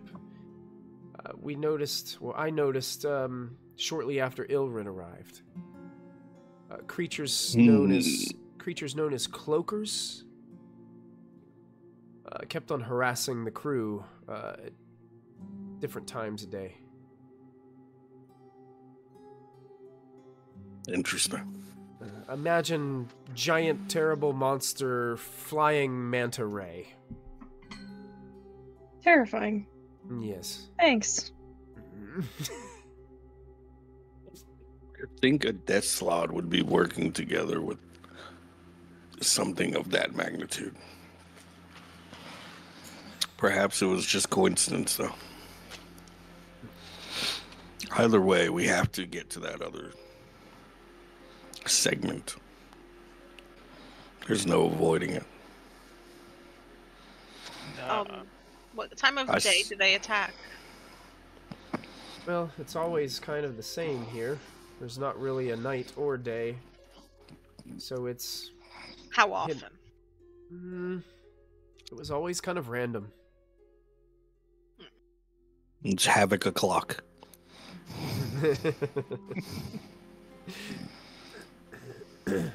And should we find your captain, do you have like a seal or something we could show her? Maybe you could write us a note. Oh, of course. He kind of like reaches. What's the? I want to say lapel, but I'm not sure that's right. It's like a little something that kind of tightens your cloak. A brooch. Oh.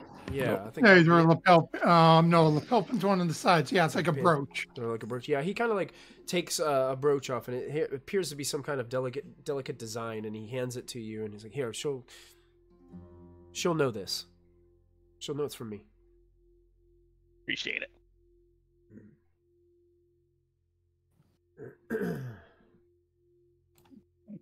We see Odd just staring at Selena. How tall are you? 3 feet. Please don't throw me. I can fly. No. No, I wanted to see something. Can I use you as bait? Excuse you. It's hypothetical. If we're gonna use something as bait, our friend Ortodon has summoned a familiar. Oh, no. I had not actually her. And then I cast Minor Illusion, and 30 feet out on one random piece of debris, I'm going to put a illusion of Selena. Okay. And see if anything...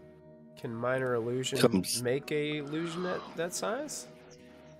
It says no larger than a 5-foot cube. Okay. All right. So since she's 3 feet, I figured that would be acceptable. Yeah. Can't create sound or light or anything, but she's just standing there. Just standing there.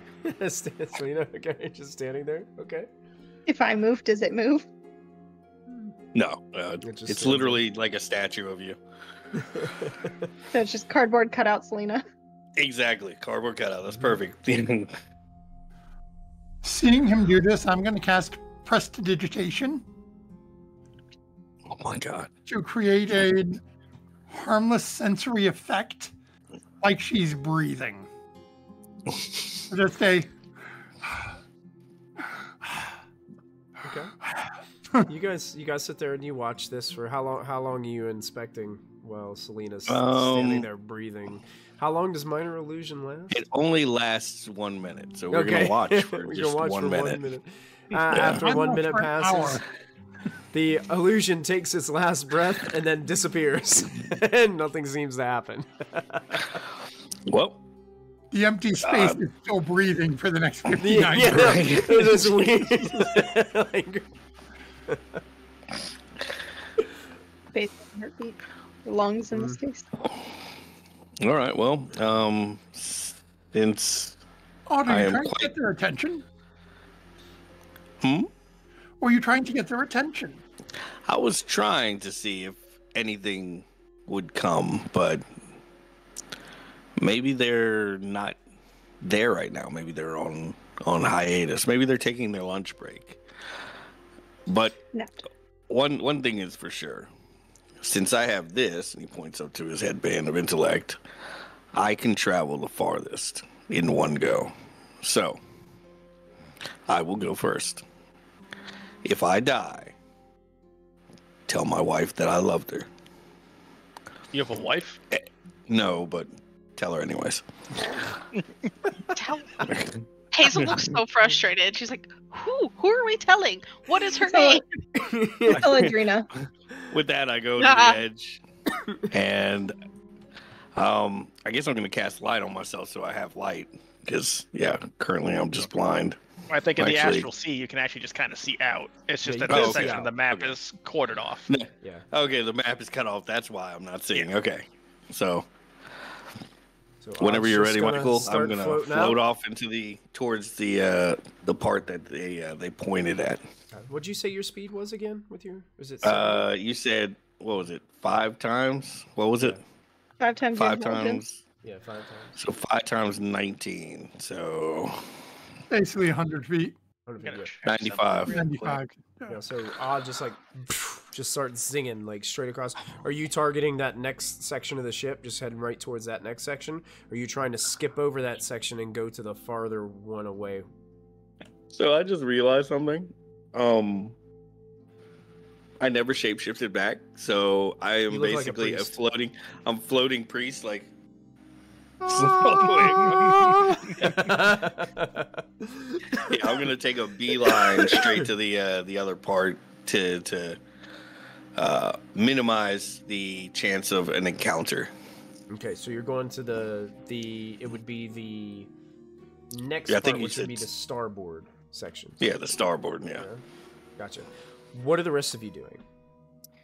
I'm following him, but Okay. wide.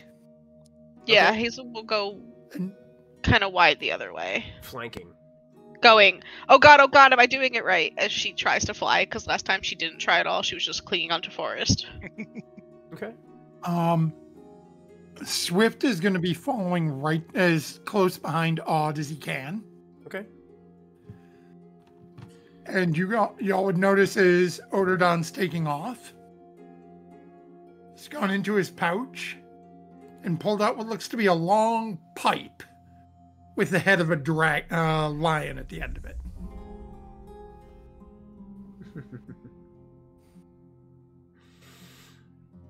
Okay. How about Forrest? Are you going as well?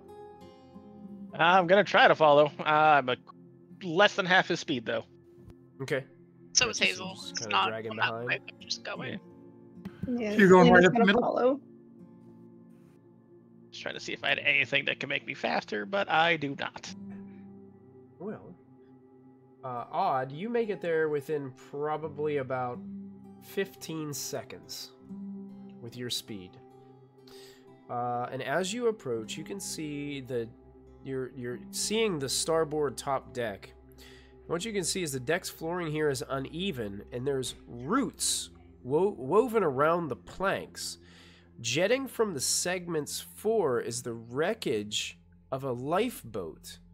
But atop this smaller wreck is a stout tree with vibrant pink and red blossoms. I might have a picture of this. Let me see. Oh my.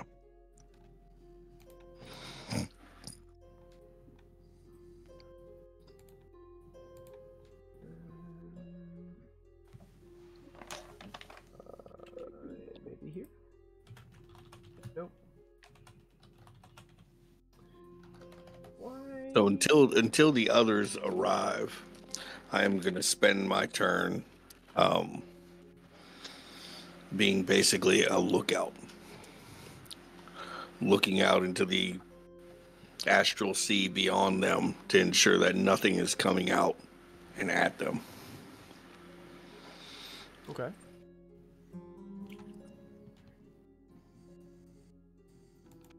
One second, I thought maybe I can search it and it'll put it on there. And while I wait for them, since they move so slow, I'm gonna be doing rock, paper, scissors with my mage hand. Here's what you see on top of that.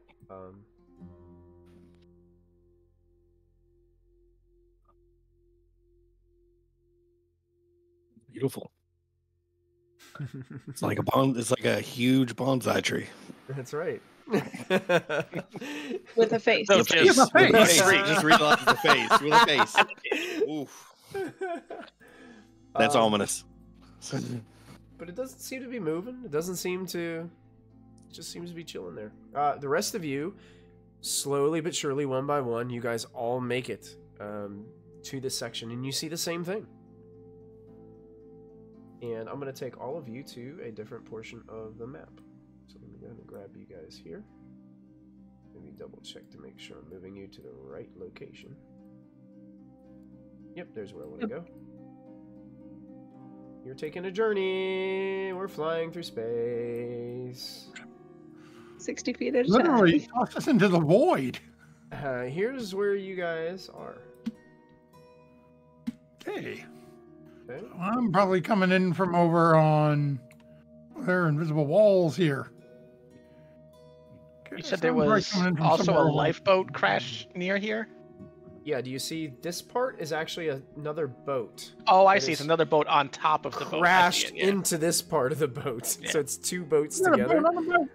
But the tree is coming from the smaller boat that's crashed in, and its roots kind of just wrap all around and kind of see them disappear within the cracks in the floor and between boards and things like that. Can we recall how long they said that they've been stranded out here? Have they told us that information?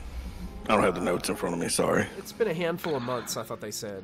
Okay, I don't think they could boil down like a specific number because Right. everything just kind of runs together from being here so long. But So then I don't really think it's unusual that roots are there. I just think it's creepy that it has a face.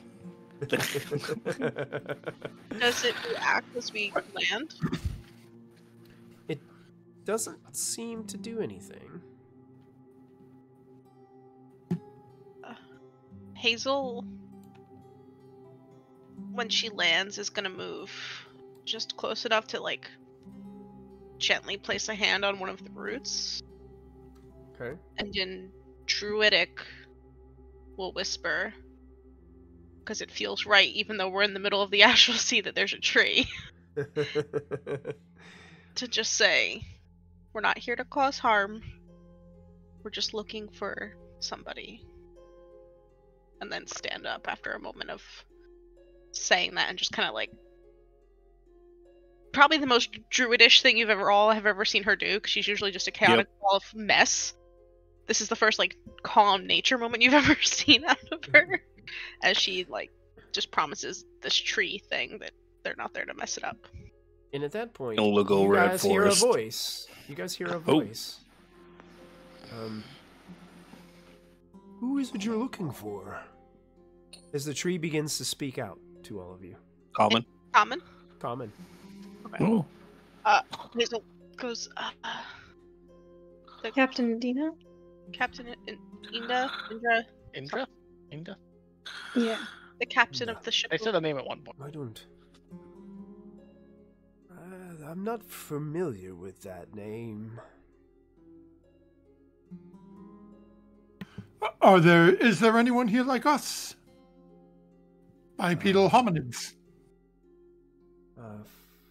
I hope he is safe. Friend of mine, Davros, came from our ship.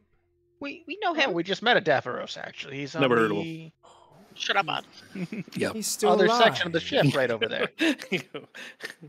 Oh, I'm delighted that he is safe. I've been here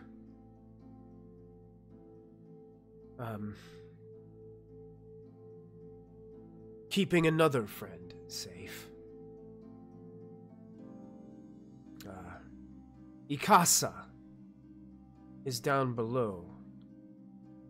My roots currently protect him,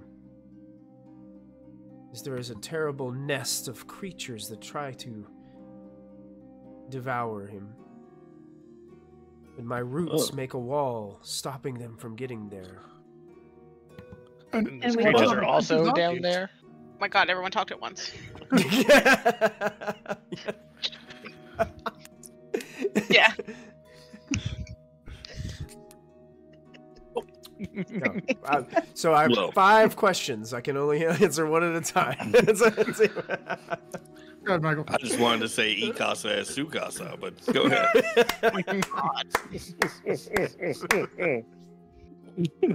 Can I mute Camacho? With love. I think there is a way. Jeez. Anyway. All right. So that was what Odd had to say. let's move on to the next person. So productive. So these gonna- creatures, are they also down below? They are terrible hovering creatures. They have pointed beaks. And they fly. Hover with roots kind of like mine. Space penguins. Sure. Selena's gonna ask, will you let us help save your friend? If you remove the creatures, then I'll be able to release my friend. But I will not move these roots until the threat has been taken care of. And which way are they? Right below your feet. Do I see a door? There is. Let me see. Is this little section right here like a hole? I think there's like a hole there that you can kind of like climb down into. Yeah. Looks like a root's kind of going down under it, the shadow, so... Yeah, there's kind of an opening there that you could get down. Gonna drop right in it. Drop right in? Okay. Well, if he's jumping, I'm jumping. All right. Hazel just... I'll go with them. Too late to stop him. Everybody's Somebody's diving. in need. Yep. Uh, Hazel, as she's walking over to drop down after her friends, looks up at the tree figure. Goes, I was going to ask your name. Is there a short version of it before I jump down in this hole? My name is Red Bud. You can call me Red. Thanks, Red. See you soon. And Hazel just Dives down drops in. down. Okay, I will move you guys all down, but jumping in here is going to trigger the aggressiveness of the nature of these creatures. So immediately when I move you down here, I'm going to have you roll initiative. As you guys just found yourselves diving into a grell nest. That doesn't sound fun. No, these things don't look too unpleasant. Oh, I accidentally zoomed off the map. There we go. Yeah, I have no idea where I am. There I am. Oh, Okay. just go to the south a little bit and you'll... Yeah. No, I just zoom out and then zoom back in. I don't know if you guys It's are going to easier be that way. stuck in walls yet. I'm going to have to... Orcon might be over there if I had to Yeah, guess. I'm not in a wall. I can move, but I can only move outside. Yeah, okay. Oh, yeah. Because Yeah, this is 'cause a we can very float small anyways. space. And I'm just going to kind of place you guys around the room, and we're just going to have to kind of go with it. Like as you come down, you guys just all kind of like split apart there. And I'm going to go ahead and get some different music. I can see how Michael feels that he has to put me right in the middle of 4 enemies. Yeah. I This is meant for the to Ikasa you because I Sukasa jumped joke, down huh? first. That's what you get. See, that's what you get. Sticks the baby in the corner. Whoa! So I'm still in my priest form, and I'm gonna roll up my sleeves. I'm gonna ball up my little tiny fists, and I'm gonna say, "I've brought 2 gods with me. Here's Merkel and here's Kalimvor, and they're looking to make some extra members." You know, I don't think those two get along particularly well. But it's God of Death and the God of the Dead.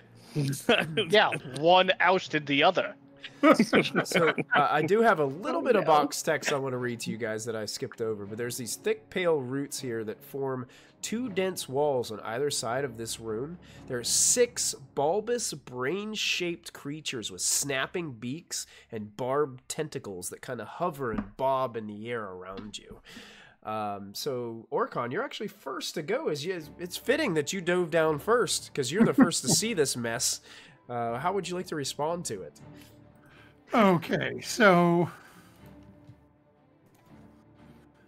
how much playroom do we have with me jumping in here first and this happening?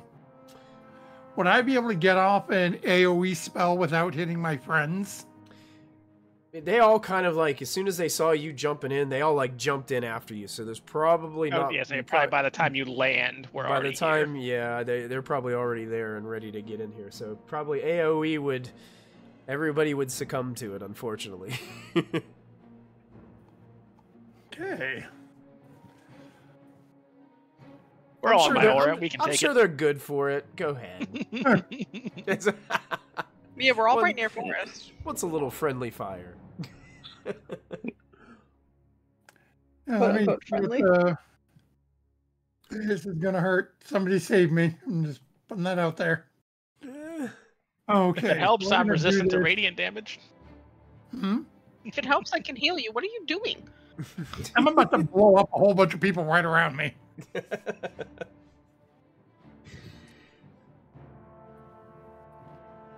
Actually, no, I'm not, because... Can we see this thing? Can you... I assume that's the friend that's behind the wall of roots. Yeah, it's beyond the... There is, you can tell that there's something back there because the roots don't there's gaps in there that you can see through. You can tell there's something back there, but you're not sure what it is. Okay, can't. But you do know Redbud was telling you that the roots were protecting a friend. Yeah. Okay, well, I'm just gonna start on this guy down here then. Did you, were you... I'm just gonna fire off a couple Eldritch Blasts at him. Number 6? Yep. Alright, go for it. 23. Ooh. Oh, that 2 out of 3 hit. 2 out of 3 hit, that's right. Okay, so first one is 8 force, 4 thunder. 8 force, 4 and thunder. Second is just 6 force. And just 6 force. Okay, they slam into the creature. It forces it back, right? It would force it back, but if it could. Yeah, if it could, yeah. Yeah, it kind of just like slams the hovering creature back into the wall a little bit, and you can see you've already done a significant amount of damage to it, but it looks still like it's like bobbing around. It's kind of some of the bulbous brain of it starts to kind of bleed a little bit from the side from the damage. Okay. And if that's your turn, it would bring you to your sprite, your friend. Hey, the 2 of us, why not? He might be stuck in a wall. You tell me if he is. Yeah, he is. Okay. I'll just put him over here with you. Okay. Well, I might have put him stuck in a wall there too. No, you can move. Okay. Okay, so right beside me, and actually, you know what? Might as well use my bonus action.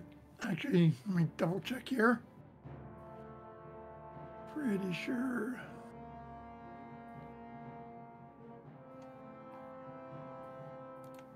I just want to make sure whether or not he can attack where I didn't technically take an attack action.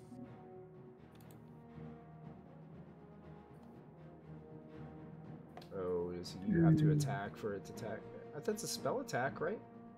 Let's see. As a bonus action, I can have him take an attack. Yeah. So he's gonna longsword it. Number 6. All right. You got it. 10, unfortunately, is gonna miss. It bobs out of the way the last minute, unless you would like to spend any resources for that 1 point of slashing damage. Yeah, nope, that's all I'm doing. Okay, you got it. That will bring us to Selena. Thank you, Ranasak, for the 5d6s. What? Gotta update our Oh, 1, 2, 3, 4, 5 additional D6s.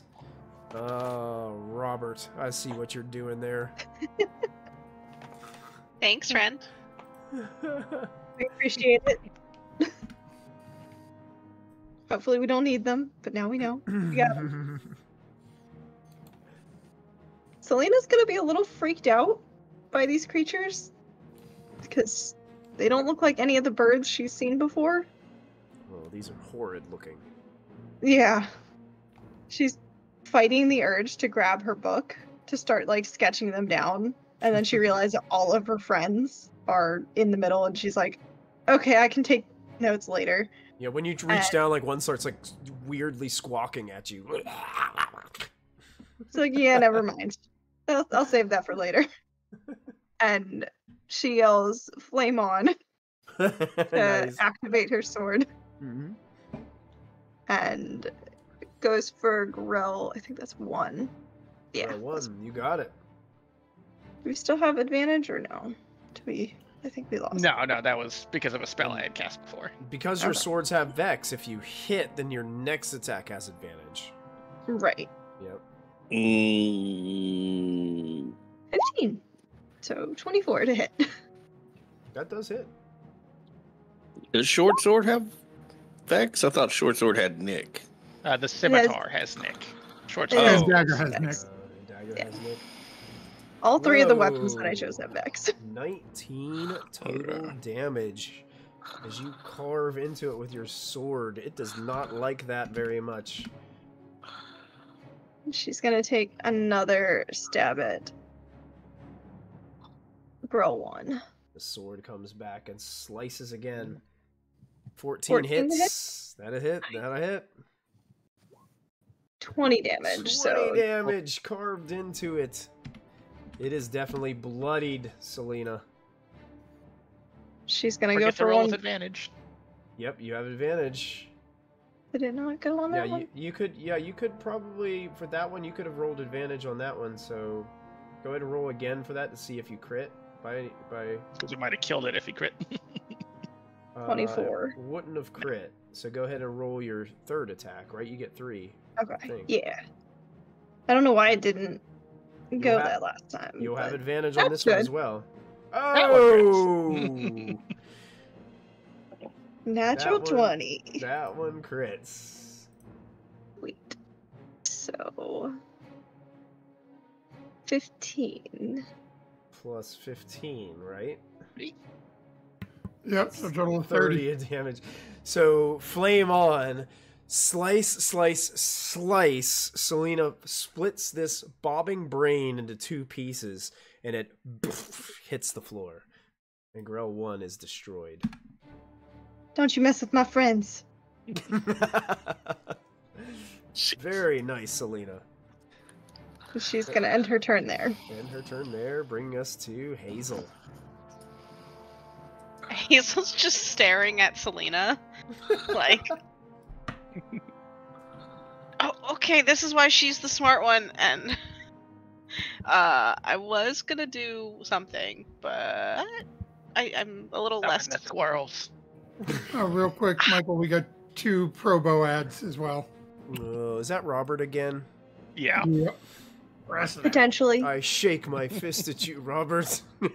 I smile very big. Robert, In Oh, the man, best I'll way let possible. him a GM reroll. Yeah. Oh, did he give me a GM reroll?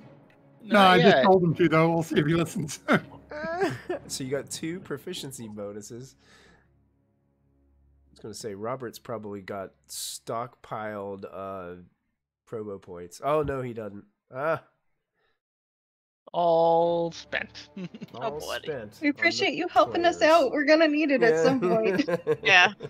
We've already Yeah, I used appreciate lunch. you running out and not being able to give Michael any more ammunition against us. Don't taunt It's him. great. Don't taunt him. So- Go ahead, Hazel. What were you going to do? My plan has changed. I was gonna summon the pastel squirrels, but Selena literally just ripped one of these in half. So she's slightly a little less scared than she normally is right now. In a room full of things. And because I can't see that other, like we know there's something behind the roots. Maybe I can't see it. So I'm afraid that my squirrels might hit it by accident. Selena also just did like 70 points of damage. Yeah. I do believe your squirrel spell actually specifically states a creature you can see, you can force it to take the damage. So you actually have to be able to see it. You're right. All right, my squirrels are coming out. Conjure woodland beings. Okay. And That's that's, funny. that's an aura Image. around you, I believe. Yeah, that 10-foot emanation. Yes, 10-foot emanation around me. 10 foot. Okay. Whenever the emanation enters the space of a creature you can see, and whenever a creature you can see enters the emanation or ends its turn there, you can force that creature to make the wisdom saving throw. Then takes damage, depending on the sale. So 2, 3, 4, and 5 right now? All of them except for 6. Yep. And of course it doesn't hit my friends, and I'm assuming, I can't see the other thing, but I will count it as friendly in my head for now. What saving throw is this? Wisdom 17. Wisdom 17. I'm going to try this group check feature and make sure that it works. You said 17, right? DC 17. What would the damage be? 5d8. So go ahead and roll it before I make this roll. Because I can import this value in and it'll automatically apply it to the tokens if it's... 26. 26 damage would be the total. From just squirrels and chipmunks and things just bursting out of Hazel. And does it get half on a save? Yeah. Yes. Okay. We'll put that in there. And let's see.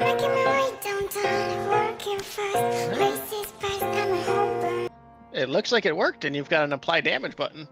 Yep. Look at that. It looks like every one of them fails. Good. I'm going to apply damage to all those tokens.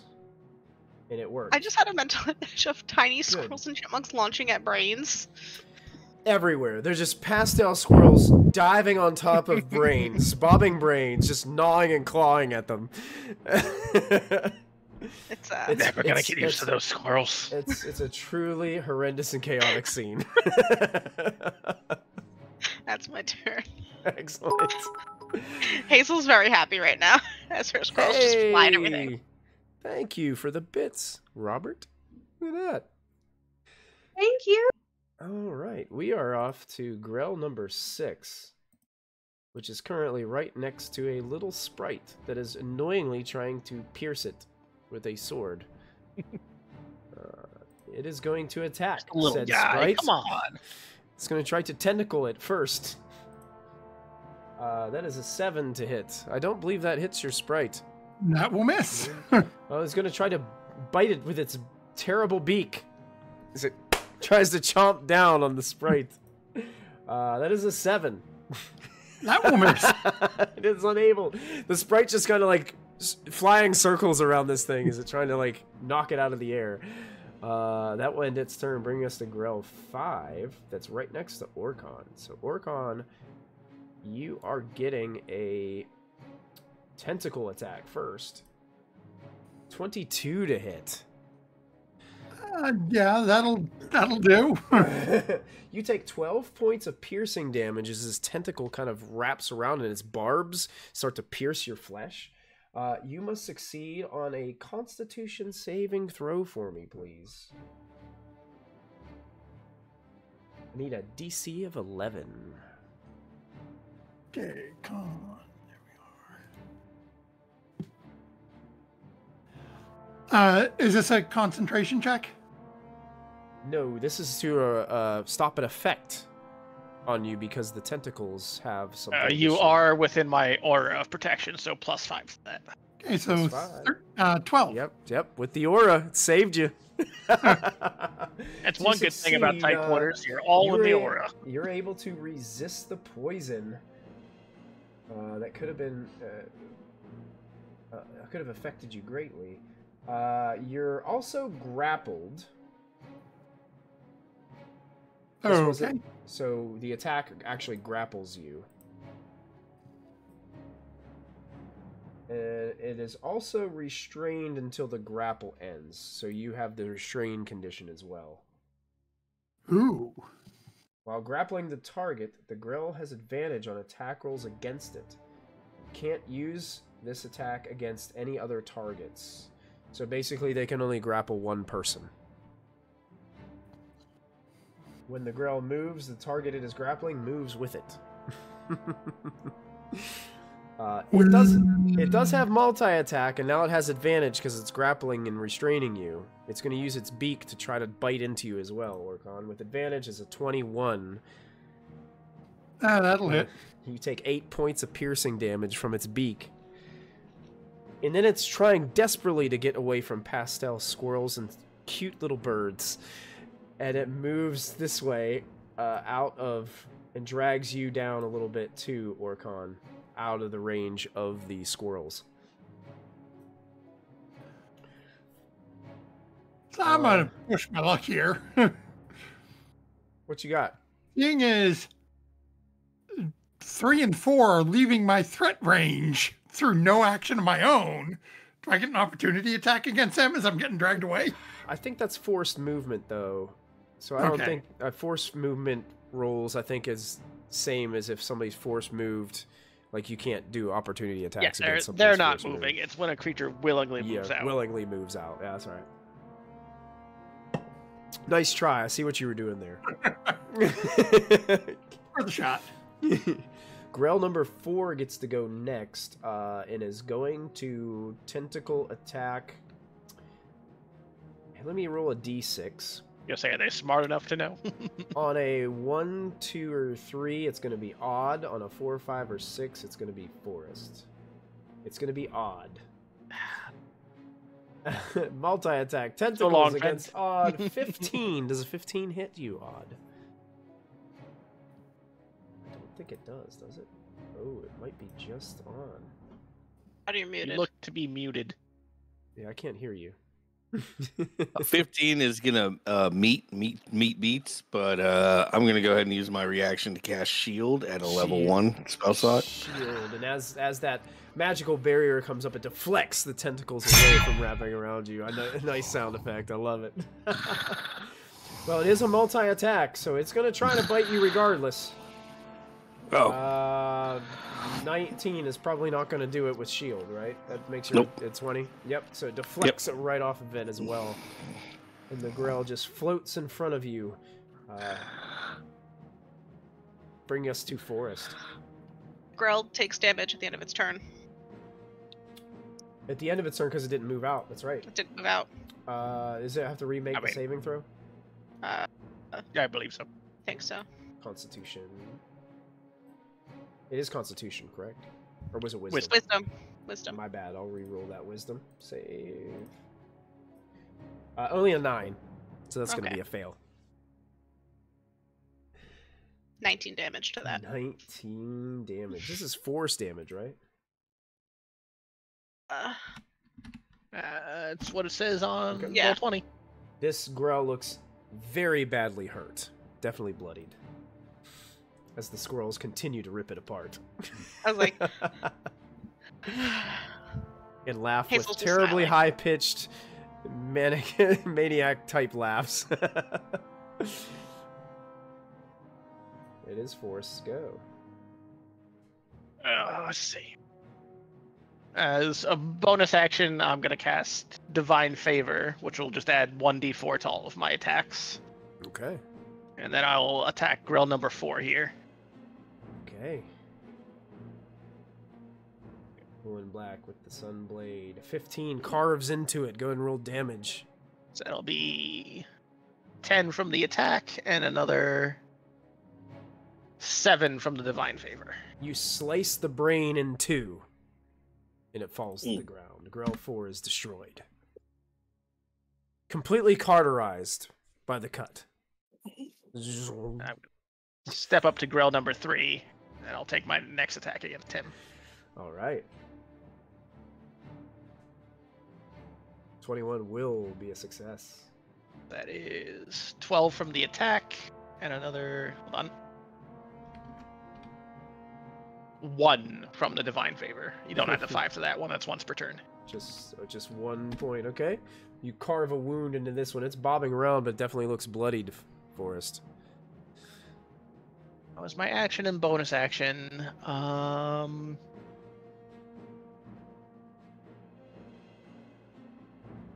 Yeah, I'll let number 2 get an opportunity attack. I'm gonna move down to here to try to move closer to Orcon to help him out.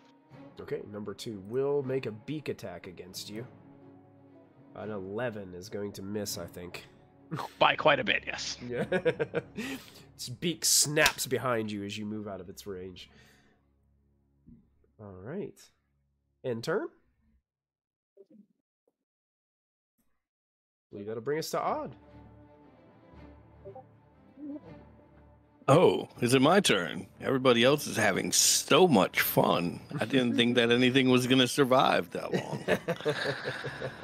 Oh, my. Left it just for you. Thank you so much. Happy birthday. We know number 3 is barely alive. Oh, number 3? This is hurting. Which? I'm gonna look over at Forrest. Which one is number 3? Because I didn't know we were numbering them. This one right here. Okay. He took the sunblade and carved a number into the side of the screen. There we go. That's right. It only took 1 damage. It was just a deep cut, so the number's readable. That's right. Oh, what a poor little creature.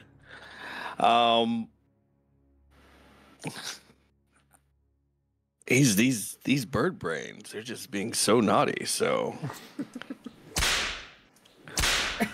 I need intelligence saves from both of them as I do Tasha's Mind Whip against them. Against both. Grell 2 and Grell 3? Yep. Intelligence saves. Actually, what's the range of that? Range is 90 feet. Do they have to be close to each other? Good question. No, they do not. So I am actually going to cast it on 2, 3, and 6. 2, 3, and 6. Oh my goodness! Intelligence saving throws. The Grell 2 gets an 18. Oof. I think that's a successful save. Grell 3 only an 8. Okay, that's not. And last Grell 6 is a 3. Okay. Grell 2 unfortunately made it.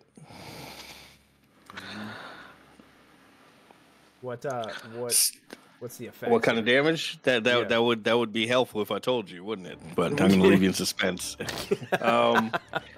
It says that on a failed save, it's going to take. Let's see this roll. Ooh, 13 psychic damage. However, it can't take a reaction until the end of its next turn. Moreover, on its next turn, it must choose whether it takes a move, an action, or a bonus action, and it only gets to choose one of the 3. On a successful save, the target takes half, so half of 13 psychic damage, and suffers no spell effects. Okay. You got it. So it appears to affect all of them in a mighty way there, Odd, and it looks as if the Forest, you can definitely tell, and Odd, you can definitely tell that Grell 3 is barely hovering there. It's really struggling. So as I lash around 1, 2, and 3, and I miss the third one, I miss Grell 2, I'm going to pull my arm back to do another whip against it.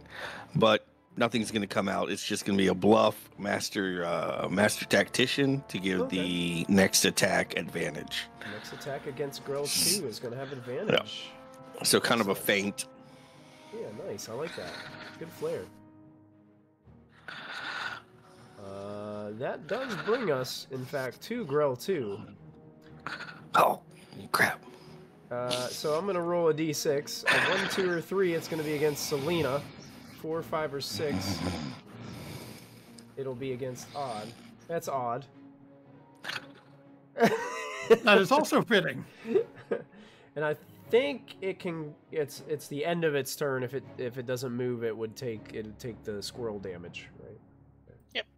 It's gonna attack Odd with tentacles first. A 23 to hit. 23 does hit. So you take 3 piercing damage. Okay. And I need a Constitution saving throw from you. It's reduced by 5. Selena's using deception. Oh, interception. Thank you, beat me to it. Oh. It'll be a whole no damage. So You take 3 no minus damage. 5. So I take positive 2. Yeah, you actually heal 2. I heal of all that damage you've taken so far. That's right. You take absolutely no damages. None of the barbs really get like a good grip on you. So I'm going to say you don't even have to make that Constitution saving throw. But And I look over at Selena as my priestly form still. Thank you, my child. The Lord sees all. And immediately the Grell tries to bite you as you say that. Can it though? With advantage, because you are grappled and restrained, because it's still technically. Can it do that hits you. with only one action? This is Grell 2. It has- didn't suffer it the has- consequences. it's affected by no. Grell 2 was the one. Oh that no, wasn't yeah, affected. Grell 2. Oh, no, Yeah, Grell Grell 2 2 is the was one that- yeah. Grell Sorry. 2 is the one who. Yeah. Yeah. Bring it on. It's a 13. I don't think that's gonna hit you. Nope. Nope. All right, so you're able to like last minute like pull your head away from its snapping beak. So, whew. Like, Odd, you have these tentacles kind of wrapped all around you from this creature. Ooh. And that brings us to Grell 3. Oh, Grell I 2. Did I got give you? Squirrels. Did I give you a con saving throw? You didn't have to because the damage was reduced to 0. The Oh, barbs okay. can get you. Because I intercepted. 17 on a Wisdom save. 17 is the save, so Takes half. 20, half of 21. Half of 21. The squirrels keep ripping it apart. It looks very badly injured, but it's still in the fight. It's the best mental image ever. Grell 3. It's barely alive here. Has 3 potential targets. 1 or 2, it'll be Hazel. 3, 4, Odd. 5, 6, Forest. That is Hazel. I was about to say. I was hoping for These some dice strong hate me. quarter Some more action. on. They're fighting over, like, pulling on with the tentacles. 2 with his arms, 2 with his legs. See which one 18 pops off Hazel for tentacle attack. It's Hazel, yeah. Alright, so you take 8 piercing damage, and I need a Constitution saving throw from you.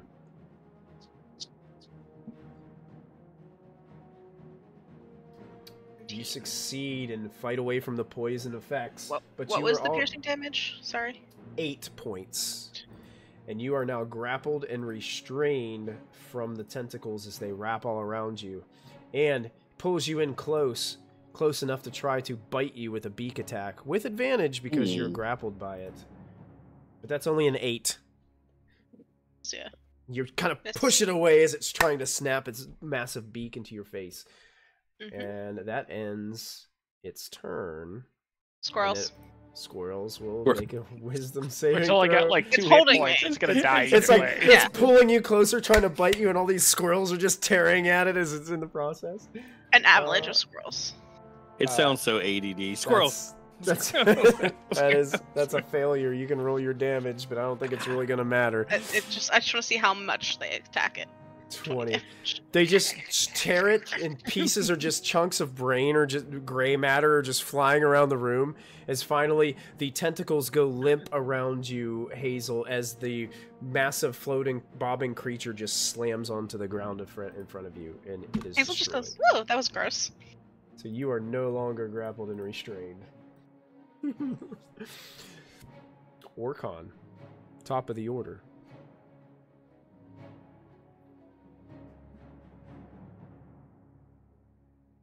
You're How muted. bad does this thing that's currently got me wrapped up? How's it looking? Looks like it's potentially close to bloodied. So it's still looking in decent shape. Yeah, not on death's door, but not definitely showing some wounds. Orcon's just starting to get a little irritated at this point.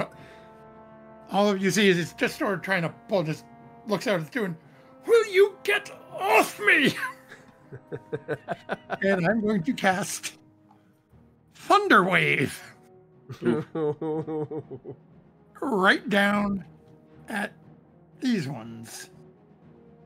Okay. That's not going to hit your sprite, is it? Yeah, no, I keep forgetting this is the cube.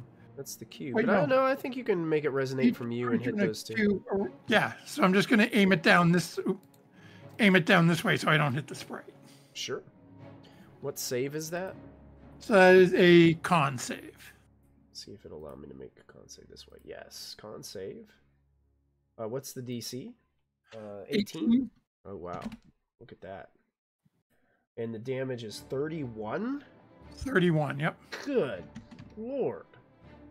I mean, he does only have 5th level spell slots. Does that, is it a spell where if they succeed, they do half damage? Is that correct? Let me double check, I believe so. Half as much damage. Successful, yep. Half as much and not push 10 feet away from me. Okay. They can't go 10 feet anyway. It looks like Grell 5 succeeds, but Grell 6 fails. I'll apply the damage. Grell 6 slams into the wall and then just slams down onto the ground and is destroyed. The Grell in front of you that has you gripped is still gripping. Son of a bitch! Guess it is holding on for dear life to you. Let's see. As this loud crack of thunder emulates all around you.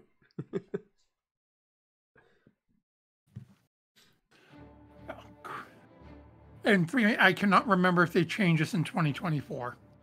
Is it still only one leveled spell per turn? Only if it's using a spell slot. Like if it's a non-spell slot spell, you can go ahead and use it. Okay, how do I have the spell then? Give me a second, I gotta go look and see how I got the spell. Yeah, they did change the wording in the 2024 handbook. Essentially what it is you can only spend one spell slot per turn. Except for the quicken meta magic, which specifically says otherwise. Yeah, so I'm going to say that ends my turn because I can't see where I got the spell from. So I'm assuming it would be with the spell slot.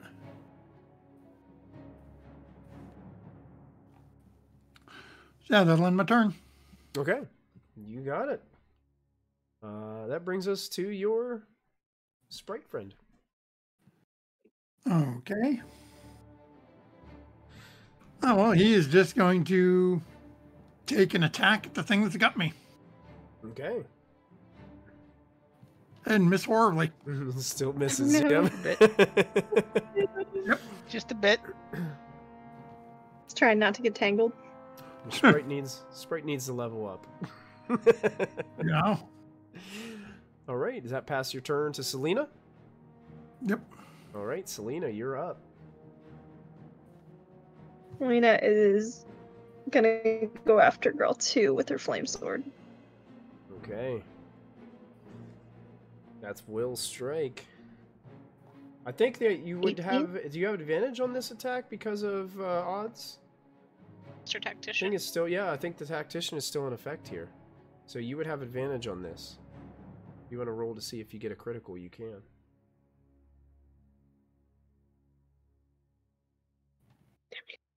Oh my goodness. I think Same I just number, rolled everything. But you know what? I've got Same some numbers, good same amount of news. damage. Look at that. I've got some good news for you. As basically what you do is you take your flame sword and you carve the tentacles right off of the creature that we're holding on to Odd, and it flails and then slams to the ground as you completely destroy Grell 2. Odd gets You're free welcome, and Odd. he's like, ugh, they make that look so much more different on.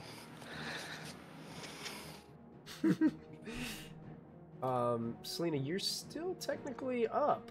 You've only made one attack, and you have movement. Are each of these squares still 5 feet? Yes. Okay. So, can I move here? Well, kind of. There's a door. There.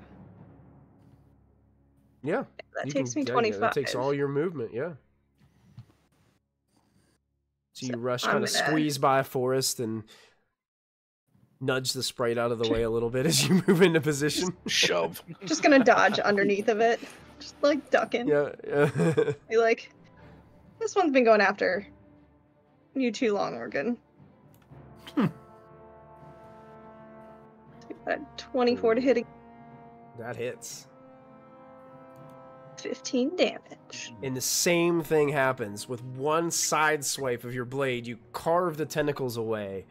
With a screech, this creature falls to the floor, motionless. Stop hurting my friends! Are Go out away. of encounter. Well done. We survived. Those things were creepy. She's just gonna plop down and start sketching. Sketching Alden's the gonna- dead version. Yeah. Alden's gonna put his hand on the root wall separating us from whatever's in there. He's gonna look back at Hazel. Did you catch that thing's name up there? Bud, or just Red. I'll tell them. And Hazel pokes her head back up through the hole and just goes, "They're dead now." And she's kind of like lifted up because all of her squirrels are like pushing her up because now they're like a tower because there's nothing to attack. You do hear, are you sure you got them all? I don't see any They're in a more. lot of pieces, and some got eaten by squirrels. And then like a little purple squirrel comes on Hazel's head. These are my squirrels. They're friendly to us. Okay, I'll pull the roots away. And you see the roots start to slowly kind of move and shift as the roots make an opening into this next section of, which would be kind of like the bottom part of this little lifeboat. Like there's the top life and there's the inside part. And are you guys able to move your tokens in there? Like, can you Let me guys move? see. Yep. Yeah. Yeah, Oh, we yeah. can move in there. I just wanted to make sure. So you guys are in there, and you can see there is a dog in here. There's also a cot against one wall, opposite a desk. There's this reddish-brown dog with a leather collar. Seems to be studded with glowing crystals. Do we And I Do pet we that know- dog. do we Hi! know what kind of dog it is? It speaks to you. Oh. Hello. Hazel just opens her arms for a hug. Oh, sure. And then he like steps over and like, Wish it.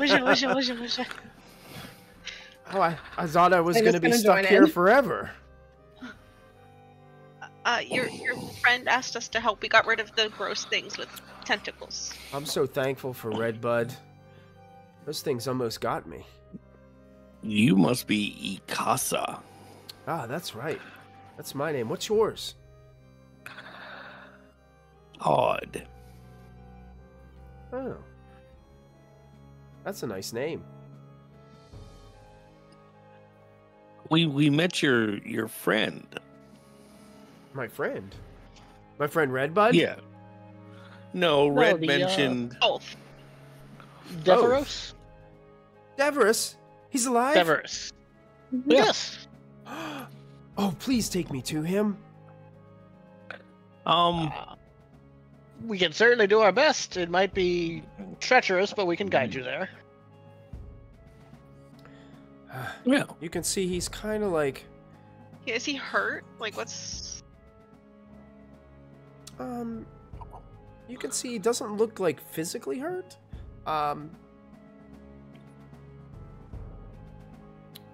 You get the notion without even like making an insight check that there's something on his mind.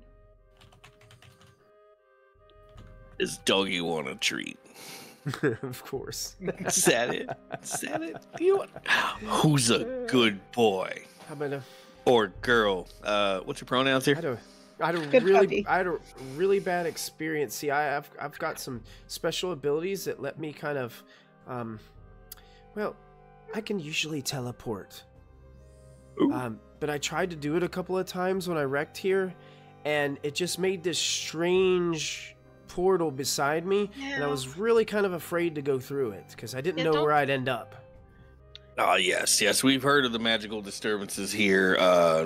Any sort of teleportation or travel spells is just kaput. Right out. Yeah. Good call not going through. I didn't When you want to get out of wind up here, in the you middle gotta of those things. Yeah. And while we're Well, having we're- this conversation, I'm looking around the room. Oh, sure. Is there anything in this Um, desk or cot or anything? Anybody can go ahead and make. Anybody's looking around can make a investigation check for me. Can I make a specific one looking? Is this a door or a window? Jesus. What is this? I got you covered. Let me double check. Headband of intellect, and I just keep rolling ones on every intelligence roll. Headband doesn't give you rerolls? It's trying to overpower or balance the overpowerness of that headband. That's weird. I don't know what that. I don't know what that is. Let me check here. Well, with a nat 1, I can tell through investigation that this is a ship. Indeed, it's Mhm. definitely a ship. Currently Pretty sailing in sure the you're on a ocean. ship. Boat. I guess that would be a door. Oh, okay. Just You looking know to see what? if can I figure think out how to I get it. think those were roots that were blocking that, and they just put that there to block people from getting by. But he would have moved that when he moved his roots. Oh, So Yeah, then, because it wasn't blocking our vision at all. We could Yeah. see that the whole time. yeah. and so- then I'd be, if that's gone, I'd be over here rummaging through the desk. Okay, you can also make an investigation check for me as you're rummaging. Forrest, you discover this part of the lifeboat's interior contains survival necessities. As you're searching around, you also find an emergency fund that seemed to be stashed in one of the desk drawers. As you open up, it looks to be about 100 gold pieces.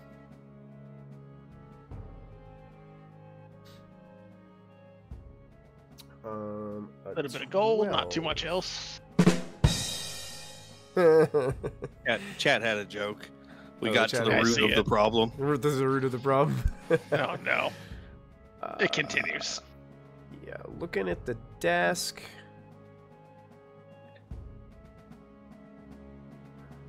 So many root puns.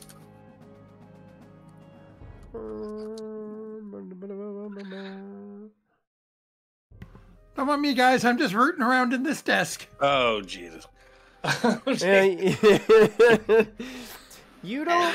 True. You're kind of rooting around in the desk. You don't really see anything within the desk. You're kind of moving things about. Nothing really catches your eye. Oh, wonderful. That's good. You get to keep your eyes. I mean, they mentioned, Figaro mentioned that Captain might have some notes in a study somewhere. In the bridge. There's just a though. room with a desk. In the bridge, in the other part of the Oh, ship. yeah. Not here. Still worth a second look, I think. It does look. I mean, this does assemble some sort of study, but it's very badly damaged. I think it's worth at least a second look. Just to be sure. You can make an investigation check if you'd like, Force, if you want to snoop around in there as well. I've done worse, so Yes. 10 I didn't. There is like a broken bookshelf back here that looks like it's scattered a bunch of books along the floor, and I mean, it's just this place is kind of in shambles. This part of the ship is a little bit more wreckage here than there was in the other parts. Selena's gonna ask Ikasa if there's anything that belongs to them that they want to keep or take with them as we take them to Davros. Well, no, there isn't anything here. I just would like to be reunited with my friend. I don't know if Davros knows, but Davros had a friend, a halfling named Polina Tindertoe, and I saw her escape the wreckage of our ship as the pirates attacked it. Polina floated away from the ship using the power of her mind and still likely floats somewhere out there in the astral sea. I didn't tell Davros. I didn't really see him as the wreck unfolded. I hadn't had the opportunity to try to find Polina due to being trapped in here. We haven't seen her, but we'll certainly keep an eye out. So Odd is gonna use one of the rations in his inventory to produce a treat for Ikasa. All right. Thank you for that information, Ikasa. That was very, very useful. We will find your friend, and we will get you reunited with Devereaux. Thank you. And mechanically, you guys just earned an additional secret. You've earned Ikasa's secret. Ooh. So you can add that to the list of your Vecna secrets for the campaign. Nice. And as you have come to this moment of saving Ikasa, I think that is a good time to end this episode of Vecna, Eve of Ruin. Yay. Well done, everybody. Good job. Gracias. We did it. We didn't die from the creepy brain. For the peaks. record, Hazel's squirrels are still floating around her. Just chilling. Yeah, that's still last like 10 minutes, I think. 10 minutes. Got a pastel squirrel raid going on. Yep. Well done, everybody. We will continue this adventure next Monday. So make sure you guys tune in to see what happens next. As the crew here at the wreck of the Lambent Zenith are still searching for the second piece of the Rod of Seven Parts. We'll see how well they do going forward. Anybody else have anything? Any other pressing announcements or anything we need to? Well, I hope to see all of you next week. Tune in. Absolutely. Chat's been awesome. Yeah, chat's been awesome tonight. Puns and all. You guys with all your puns. Yeah, we got some awesome puns coming in with all these the Futurama brain spawns. So good. Well, until next time, guys, don't forget to add your proficiency bonus. You know what I might do tonight? I might go on here and I might see if I can launch a raid, if I remember how to do this. /raid? Yeah. And then the person's name. Well, I've got this, I've got a button here that just says raid channel that I can click on. Now let's see what we got here. We have any of our friends online tonight. Somebody we can give a boost to.